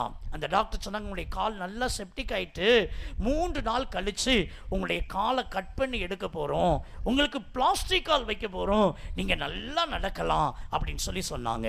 நான் அழுது கொண்டே கேட்டேன், டாக்டர் ஒரு 10 வருஷம் கழித்தாயிலும் என் காலால் நான் நடக்க முடியுமான்னு சொல்லி கேட்டேன். அப்படியெல்லாம் நீங்கள் பிடிவாதமாக பேசக்கூடாது, 3 நாள் கழிச்சு இந்த காலை கட் பண்ணி ஆகணும். இங்கே ஒரு டாக்டர் வெளியே போயிருக்கிறாங்க, அவங்க இன்னைக்கு இங்கே இருந்திருந்தா இப்போவே உடனே கட் பண்ணி எடுத்துருவோம். அவங்க வெளியே போனதுனால அவங்க வர்றதுக்கு 3 நாள் ஆகும். அவங்க வந்த உடனே காலை கட் பண்ணி எடுத்துட்டு உங்களுக்கு பிளாஸ்டிக் கால் வச்சிருவோம் என்று தட்டி கொடுத்து கடந்து போனார். என் உள்ளத்தில் எழுந்த ஒரே ஒரு எண்ணம், இனி இந்த உலகத்தில் வாழக்கூடாது. ஒரு நொண்டியாய் வாழ்ந்து எண்ணத்திற்கு தற்கொலை பண்ணணும், சாகணும் என்கிற ஒரே எண்ணம் எனக்குள்ளே வந்தது. என் அன்பு பிள்ளைய, என்னுடைய சகோதரி ராணிப்பேட் என்று சொல்லக்கூடிய இடத்துல இருக்கிறாங்க. பாருங்க, என்னுடைய அக்கா, அவங்க அத்தான் எல்லாரும் என்னை பார்க்குறக்கு அங்கே வந்திருந்தாங்க. நான் அவங்க வீட்டில் தான் படித்து வளர்ந்தேன். என் மீது அன்பு கொண்டு அவங்க சொன்னாங்க, ஒரு சின்ன சேஞ்ச், அழுதுகிட்டே இருக்கிறானே அப்படின்னு சொல்லிட்டு டாக்டர்கிட்ட பெர்மிஷன் வாங்கிட்டு 3 நாள் கழிச்சு தானே ஆப்ரேஷன் நாங்கள் கூட்டிகிட்டு வந்துடுறோம் அப்படின்னு சொல்லிட்டு அவங்க வீட்டுக்கு அவங்க வந்த காரில் என்னை தூக்கி வைத்து அழைத்து கொண்டு கடந்து போனாங்க. என் மனசுல இருந்து ஒரு எண்ணம், இனி இந்த உலகத்தில் வாழ்றதை விட செத்து போயிடலாங்க ஒரு எண்ணத்தோடு நான் கடந்து போகிறேன். என்னுடைய சகோதரி வீடு வந்தது, என்னை அப்படி செங்குத்துக்கா தூக்கிட்டு போய் ஒரு பெட்டில் கொண்டு போய் கடத்தினாங்க. அப்போ தான் நான் ஒரு நற்செய்தியை கேள்விப்பட்டேன். தினகரன், பால் தினகரன், இயேசு அழைக்கிறார் நற்செய்தி பெருவிழா வேலூர் மாவட்டத்தில் காட்பாடி என்று சொல்லக்கூடிய இடத்துல ஒரு குறிப்பிட்ட கல்லூரி வளாகத்தில் நடைபெறுகிறது என்று சொல்லி, நான் சென்னையில் இருந்ததுனால எண்ணற்ற இயேசு அழைக்கிறார் கூட்டம், அதுவும் வரிசையில் உட்கார்ந்து அற்புதமாய் அதை நான் பார்த்துருக்கிறேன். நடக்க முடியாதவங்க நடக்கிறது, பேச முடியாதவங்க பேசுறது, காது கேட்காதவங்க கேட்கறது, எண்ணற்ற அற்புதத்தை நான் கடைசி சாட்சி வரைக்கும் நின்று அதெல்லாம் நான் பார்த்துருக்கிறேன். எனக்குள்ள இருந்த அந்த தற்கொலையின் எண்ணங்கள் ஒரு செகண்ட்ல மாறியது. எனக்கும் இயேசு சுகம் தருவார், வாழ்வு தருவார் என்ற நம்பிக்கை பிறந்தது. எங்கள் வீட்டில் இருக்கிறவங்கள சொன்னேன், என்னை கூட்டிகிட்டு போங்க, அந்த கூட்டத்துக்கு கூட்டிகிட்டு போங்க, ஏசப்பா எனக்கு சுகம் தருவார் சொன்னேன். எல்லாம் சொன்னாங்க, இந்த காலை வச்சுட்டு உன்னை எப்படி கூட்டிகிட்டு போகிறது, தலைக்கு மேலே தான் காலை வச்சிருக்கணும், ரத்தம் சீல் நீருன்னு அப்படியே வடிந்து கொண்டே இருக்கும், உன்னை எப்படி கூட்டிகிட்டு போகிறது சொன்னாங்க. நான் சொன்னேன், எப்படியாவது கூட்டிகிட்டு போங்க, ஒரு மனிதனுக்கு கடைசி ஆசையை நிறைவேற்றுவது போலதான், சரி வா என்று சொல்லி அன்போடு கூட என்னுடைய சகோதரி அவங்களுடைய காரில் என்னை வைத்து அழைத்து கொண்டு போனாங்க. என் கூட நிறைய பேர் வந்திருந்தாங்க அந்த மீட்டிங்க்கு, எங்கள் சொந்த பந்தத்தில் உள்ளவங்கெல்லாம். என் அன்பு தேவனுடைய பிள்ளையே, நான் பல கற்பனையோடு கூட கடந்து போகிறேன். காலம் சென்ற டிஜிஎஸ் தினகரன் அங்கிள் அப்போ உயிரோடு கூட இருந்தாங்க. அவங்க தான் செய்தி கொடுப்பாங்க. நடக்க முடியாத நொண்டியாக இருக்கிற என்ன அந்த ஸ்டேஜில் போய் வைப்பாங்க. அந்த ப்ரேயர் டைமில் அங்கிள் வந்து என்னை தொட்டு ஜெபிப்பாங்க, ஏசு சுகம் தருவார் என்ற ஒரு எதிர்பார்ப்பில் நம்பிக்கையில் நான் அந்த கூட்டத்துக்கு போயிருக்கிறேன். நடந்த காரியம் என்ன தெரியுமா? கூட்டம் நரம்பி வலியுது. அந்த கிரவுண்டுக்குள்ள போகவே முடியாது அப்படின்னு சொல்லி கிரவுண்டுக்கு வெளியே மரத்துக்கு அடியில் என் கார் போய் நின்றுது. கார் டிரைவரை, என் அன்பு பிள்ளை என்னுடைய கம்பெனியில் வேலை பார்க்கும்போது உள்ள அந்த டிரைவர், அவரை அதுக்கு துணைக்கு வச்சுட்டு எங்கள் வீட்டில் உள்ளவங்களாம் இறங்கி இந்த மைதானத்துக்குள்ளே போயிட்டாங்க. அன்னைக்கு தான் நான் பயங்கரமாக அழுது ஜெபிச்சேன், ஆண்டவரே இந்த ராத்திரி நேரத்தில் நீங்கள் வந்து என்னை தொட்டு சுகமாக்குவீங்கன்னு சொன்னால் உமக்காகவே நான் ஊழியம் செய்வேன் ஆண்டவரே. எந்த உலக பிரகாரமான வேலையை நான் பார்க்க மாட்டேன்ப்பா, உம்முடைய பிள்ளையெல்லாம் வாழ்கிறேன்ப்பா ஆண்டவரே, எனக்கு ஒரு உயிர் தாங்கப்பா. இதை தான் நான் கேட்டேன். கிரவுண்டுக்கு வெளியே மரத்துக்கு அடியில் காருக்குள்ளே உட்கார்ந்துருக்கிறேன். இதே போல் சத்தத்தை கேட்டுட்டு இருக்கிறேன். கண்ணீரோடு கூட சிறு பிள்ளைய போல தேம்பி தேம்பி அழுதேன். இன்று இரவு நடக்கிற இந்த கூட்டத்தில் என்ன தொடுங்க சுவாமி, எனக்கு சுகத்தை தாங்க ஆண்டவரே, எனக்கு ஒரு நன்மை செய்யுங்க ஆண்டவரே. சகோதரர் பால் தினகரன் ஒவ்வொரு காரியத்துக்கு ஜெபிச்சாங்க. இப்போ காலுக்காக ஜெபிப்பாங்க. நான் காத்துக்கிட்டே இருக்கிறேன். கால் என்கிற ஒரு வார்த்தையை தவிர்த்து எல்லா காரியங்களுக்கும் அவங்க ஜெபம் பண்ணிட்டு ஹல்லேலூயா ஹல்லேலூயா சொல்லி உட்கார போறது போல சத்தத்தை உணர்ந்தேன். அப்பதான் சொன்னேன், ஆண்டவரே இப்ப இந்த கூட்டம் முடிய போகுது சுவாமி, இந்த கூட்டம் முடிய போகுது ஆண்டவரே, இந்த கடைசி நேரத்தில் என்ன கண்ணோக்கி பாருங்கப்பான்னு சொன்னேன். கிரவுண்டுக்கு வெளியே மரத்துக்கு அடியில் காருக்குள்ள உட்கார்ந்து இருக்கிறேன். என் அன்பு தேவப்பிள்ளையே, அன்பு சகோதரன் பால் தினகரன் சொன்னாங்க, இயங்காத கால் நரம்புகள் ஏங்கி கொண்டிருக்கிறது, கர்த்தருடைய வல்லமை இறங்கி கொண்டிருக்கிறது, இப்பொழுதே சுகத்தை பெற்றுக் கொள்ளுங்கள் என்று சொன்னாங்க. அந்த சத்தத்தை கேட்ட உடனே எழுந்து போய் என் அன்பு பிள்ளை ரத்தம் சீல் நீர்னு வடிந்துட்டு இருக்குது, பெரிய பந்து போல கட்டப்பட்டிருக்கிறது. அந்த கட்டு மேல கரங்களை வைக்க தான் செய்தேன். எல் ஷேப்ல ஒரு வெள்ளி கம்பி ஊடுருவி போனா எப்படியோ அப்படி கர்த்தருடைய வல்லமைய காலில் ஊடுருவி போனதை கண்ணார கண்டேன். அந்த சனப்பொழுதுலையே ஒரு காத்திறங்கி போன பந்து மாதிரி என் கால் கெட்டுகள் ஆயிற்று. நரம்போடு நரம்பாதான் காலை இழுத்திருக்கும். அந்த வல்லமை இறங்கின உடனே என் காலை நல்லா நீட்டி பார்த்தேன். என்னால முடிந்தது. ஏசப்பா என்ன தொட்டுட்டாங்கிறத அறிந்து கொண்டேன். சோத்திரம் சோத்திரம் சொல்லிட்டு நான் போன அந்த கார்ல சும்மா சென்டர் சீட்ல இருக்கிறேன். அப்படியே காலை கீழே வச்சு நல்லா அமுக்கி பார்த்தேன். ரெண்டு கையை வச்சு அமுழ்த்தி பார்த்தேன். சீட்டை பிடிச்சு மெதுவா நின்னு பார்த்தேன். என் அன்பு கர்த்தருடைய பிள்ளைகளை சீட்டில் அப்படியே என்னுடைய கரங்களை அப்படி விட்டு பார்க்கிறேன். நல்லா நிக்க முடிந்தது. 4 பேர் சேர்ந்து என்ன பிடிச்சா கூட நான் கால் ஊனி நிக்கவே முடியாது. கொக்கு மாதிரி ஒத்த கால தான் நிப்பேன். ஆனா நல்லா காலை ஊனி நிக்கிறதுக்கு கர்த்தர் பலன் கொடுத்தாரு. வேக வேகம் அந்த சீட்டில் உட்கார்ந்தேன். என் காலு கெட்டுகள் அப்படி வேகம் அவிழ்த்து பார்க்கிறேன். ஒரு பிரெட் காஞ்சி போயிருந்தா எப்படி இருக்குங்க, அப்படி கருப்படிச்சு போய் அடுக்கடுக்கா அடுக்கடுக்கா காய்ந்து போய் இருக்கிறதை காண கர்த்தர் கிருபை செய்தா. எல்லா துணியும் கலட்டி சீட்ல போட்டேன். டோரை திறந்து கீழே இறங்கினேன். எனக்கு 2 ஊன்றுகோல் கொடுத்திருந்தாங்க. அதுதான் நிரந்தரம் சொல்லி அந்த 2 ஊன்றுகோலையும் தலைக்கு மேல தூக்கிட்டு வேக வேகமா ஸ்டேஜில் ஏறி எல்லா மக்களும் மீட்டிங் முடிஞ்சு ரிட்டன் வராங்க. அவங்களெல்லாம் முட்டி தள்ளிட்டு அந்த ஸ்டேஜுக்கு ஏறிட்டேன். இயேசு எனக்கு சுகத்தை கொடுத்தா, இனி எனக்கு இந்த ஊன்றுகோல் வேண்டாம் சொல்லி தூர தூக்கி போட்டுட்டு வர்றதுக்கு கர்த்தர் கிருபை செய்தா. கரங்களை தட்டி கர்த்தரை மகிமைப்படுத்துவோமா? ஹல்லேலூயா ஹல்லேலூயா. என் அன்புக்குரிய தேவனுடைய பிள்ளைகளே, இன்றைக்கும் ஆண்டவர் இயேசு கிறிஸ்து உயிரோடு கூட இருக்கிறார். ஆண்டவர் இயேசு தொட்டு சுகமாக்கின அந்த காலை நான் காண்பிக்கிறேன் பாருங்க. 2 துண்டாவே விழுந்து போன கால். இந்த காலில் ஒரு சின்ன கம்பி, பிளேட், ராட் எதுவுமே இல்லைங்க. ஏசப்பாவுடைய வல்லமை தாங்க இருக்கிறது.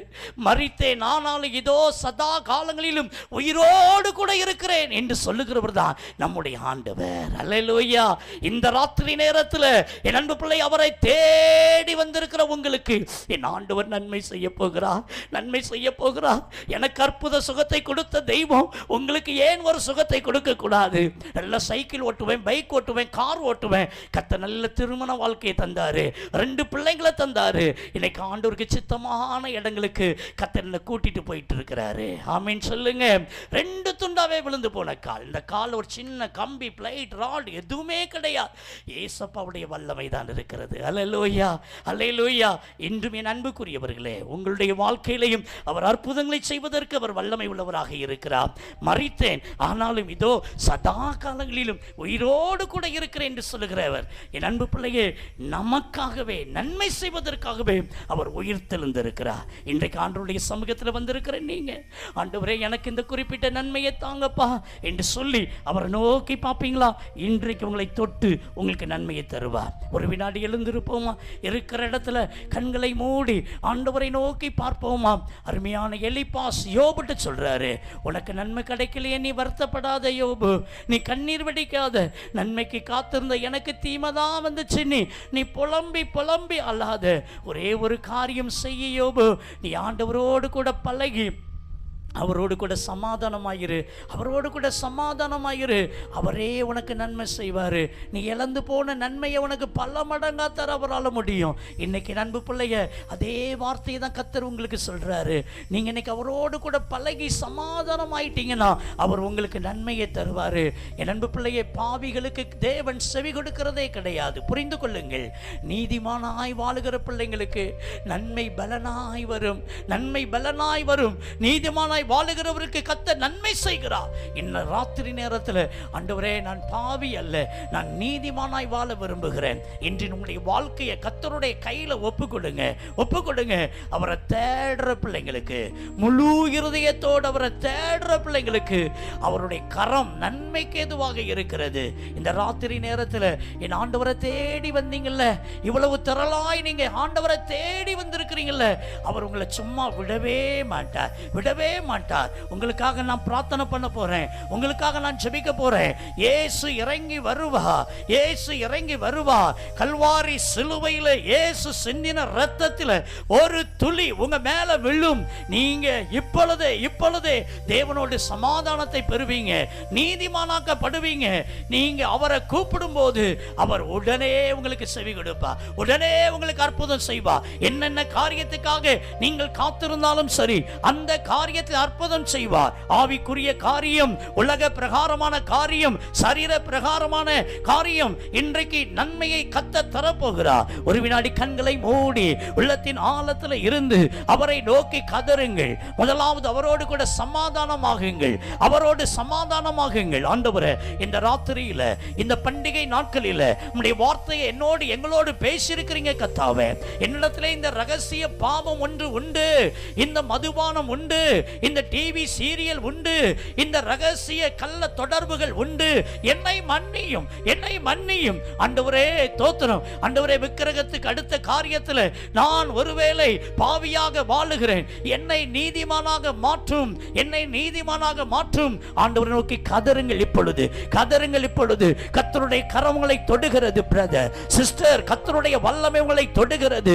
Thank you Lord, thank you Lord. அவரை தேடுகிற ஒவ்வொருவருக்கு அவருடைய கரம் நன்மைக்கு ஏதுவாக நீட்டப்படுகிறது. உங்களுக்கு என்ன நன்மை வேண்டுமோ இப்பொழுது வலது கரத்தை உயர்த்தி காமிங்க. உங்க வலது கரத்தை உயர்த்தி, ஏசப்பா எனக்கு இந்த நன்மை வேண்டும், என் குடும்பத்துக்கு நன்மை வேண்டும், என் அப்பாவுக்கு, என்னுடைய அம்மாவுக்கு, என்னுடைய அக்காவுக்கு, என்னுடைய அண்ணனுக்கு, என் தங்கைக்கு, யாருக்காயிலும் வேண்டுமானாலும் இப்ப நீங்க கேளுங்க, கேளுங்க. கேட்கிற எவனும் பெற்றுக்கொள்ளுகிறான், கேட்கிற எவனும் பெற்றுக்கொள்ளுகிறான். கர்த்தருடைய வல்லமை இறங்குகிறது பிரதர், சிஸ்டர். இயேசுவின் கரம் கல்வாரி சிலுவையில் இருந்து உங்களுக்காக இறங்குகிறது, இறங்குகிறது. தேவாதி தேவன் நமக்காக சம்பாதித்து வைத்த நன்மைகள், ஓ ஆசீர்வாதங்கள் அந்த சிலுவையில் இருக்கிறது. இன்றைக்கு அந்த சிலுவையில் இருந்து இயேசு கிறிஸ்துவின் வல்லமை உங்களை தொடுகிறது. நன்மை செய்கிறவராய் சுற்றி திரிந்த இயேசு இந்த நாள், இறுதி நாள் கூட்டத்தில் உங்கள் நடுவிலே உலாவிக் கொண்டிருக்கிறார், உங்கள் அருகிலே உலாவிக் கொண்டிருக்கிறார். ஓ கண்களை மூடி உள்ளத்தின் ஆழத்தில் இருந்து ஓ ஆண்டவரை நீங்கள் தரிசிக்க முடியும், தேவனை தரிசிக்க முடியும், தேவனுடைய தொடுதலை உணர முடியும். கிரவுண்டுக்கு வெளியே மரத்துக்கு அடியில ஒரு காருக்குள்ள தான் உட்கார்ந்து இருந்தேன். என்னை தேடி இயேசு வந்தா, அவரை தேடி நான் சென்றதை அறிந்த அவர் என்னை தேடி என்னிடத்துக்கே வந்து என்னை தொட்டு சுகமாக்கினார். நடக்க முடியாத நொண்டியாய் இருந்து, பேச முடியாதபடி இருந்து எனக்கு வாழ்வு கொடுத்த அதே மனதுருக்கத்தின் தேவன் இன்னைக்கு உங்களுக்கு அவர் மனதுருகும்படியாய் இந்த இடத்துல உலாவிக் கொண்டிருக்கிறார், உலாவிக் கொண்டிருக்கிறார். இயேசு திரளான ஜனங்களை கண்டு மனது உருகினார். எப்படி மனதுருகினார் தெரியுமா?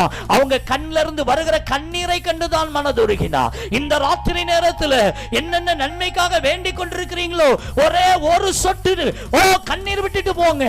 இந்த நாளிலே கர்த்தருடைய வாழ்க்கையில நன்மை தருவா, ஆசீர்வாதத்தை தருவா. நீங்க துன்பத்தை கண்ட வருஷத்துக்கு சரியான ஒரு மகிழ்ச்சி இன்னைக்கு இறங்கி வருகிறது. ஜோதியின் பிதாவிடத்தில் இருந்து இறங்கி வருகிறது. இயேசு கிறிஸ்துவின் நாமத்தில் இறங்கி வருகிறது. ஆண்டவருக்கு நன்றி செலுத்துங்க, நன்றி செலுத்துங்க.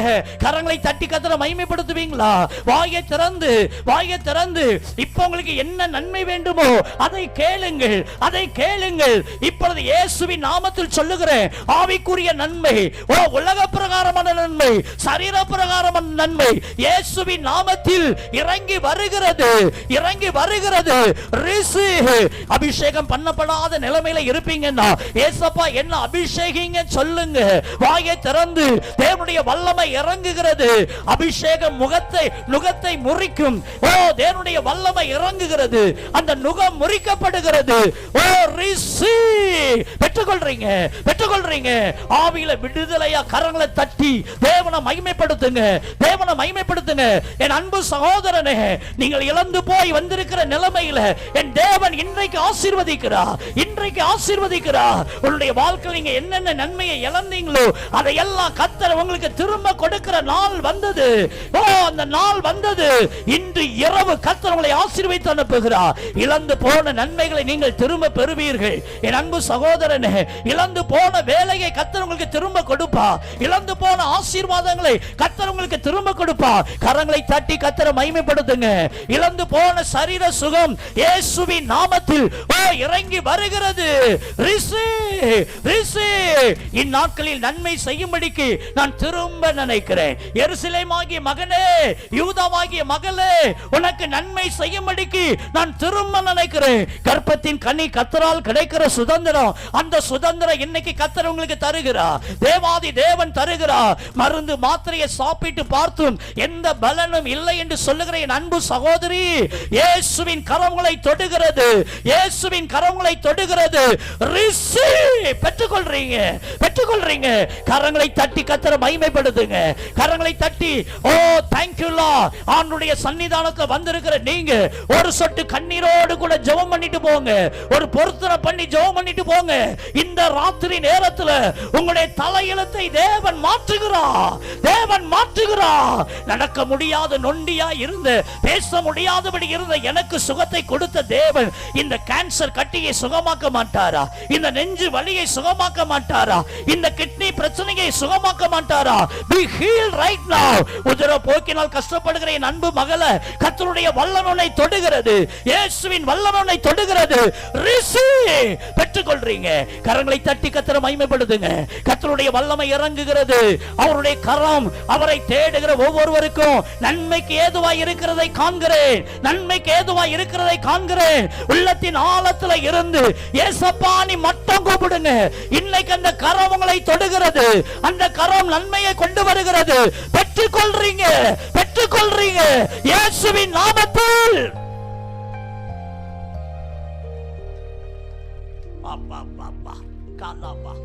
இயேசுவின் நாமத்தில் ஜீவன் இறங்குவதாக. Touch in the name of Jesus. Touch. இயேசுவின் நாமத்தில் ஒவ்வொருவரையும் தொடும் ஐயா.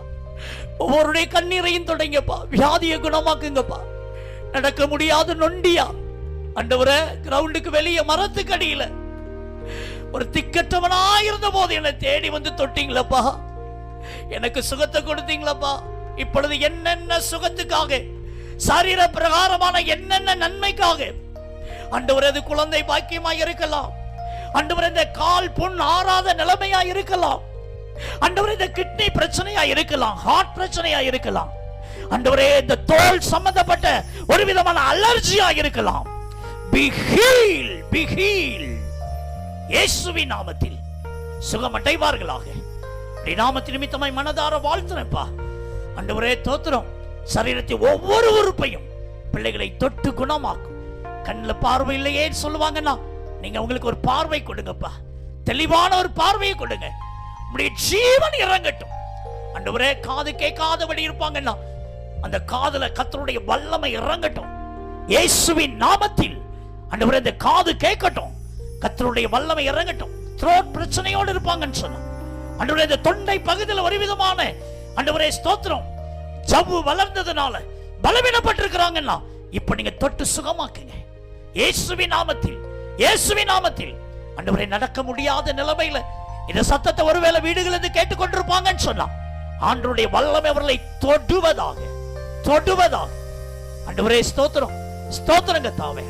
கர்த்தாவே இந்த நேரத்துல என்னென்ன நன்மைக்காக உங்க பிள்ளைங்க வேண்டிக் கொள்றாங்களோ தன்னுடைய பிள்ளைகளுடைய திருமண காரியம், குழந்தை பாக்கியம், தன்னுடைய தொழில் துறை, ஆண்டவரே ஸ்தோத்திர, விவசாய காரியங்கள், ஆண்டவரே என்னென்ன காரியத்துக்கு உங்க பிள்ளைங்க நன்மைக்காகவே நோக்கி பார்க்கறாங்களோ ஆசீர்வதிங்க டாடிமா, ஆசீர்வதிங்க டாடிமா. ஆண்டவரே ஸ்தோத்திரங்க, தாவுடைய நாமத்தின் நிமித்தம் அவருடைய ஊழியக்காரனாக இருந்து உங்க பிள்ளைங்களை நான் ஆசீர்வதிக்கிறேன்.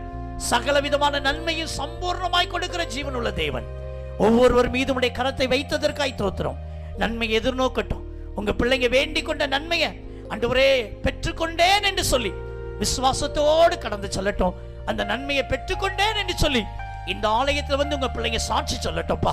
அப்படி நன்மை அவருடைய கண்கள் காணட்டும். இயேசுவின் நாமத்தில் ஜெபிக்கிறோம் எங்கள் ஜீவனுள்ள நல்ல பிதாவே.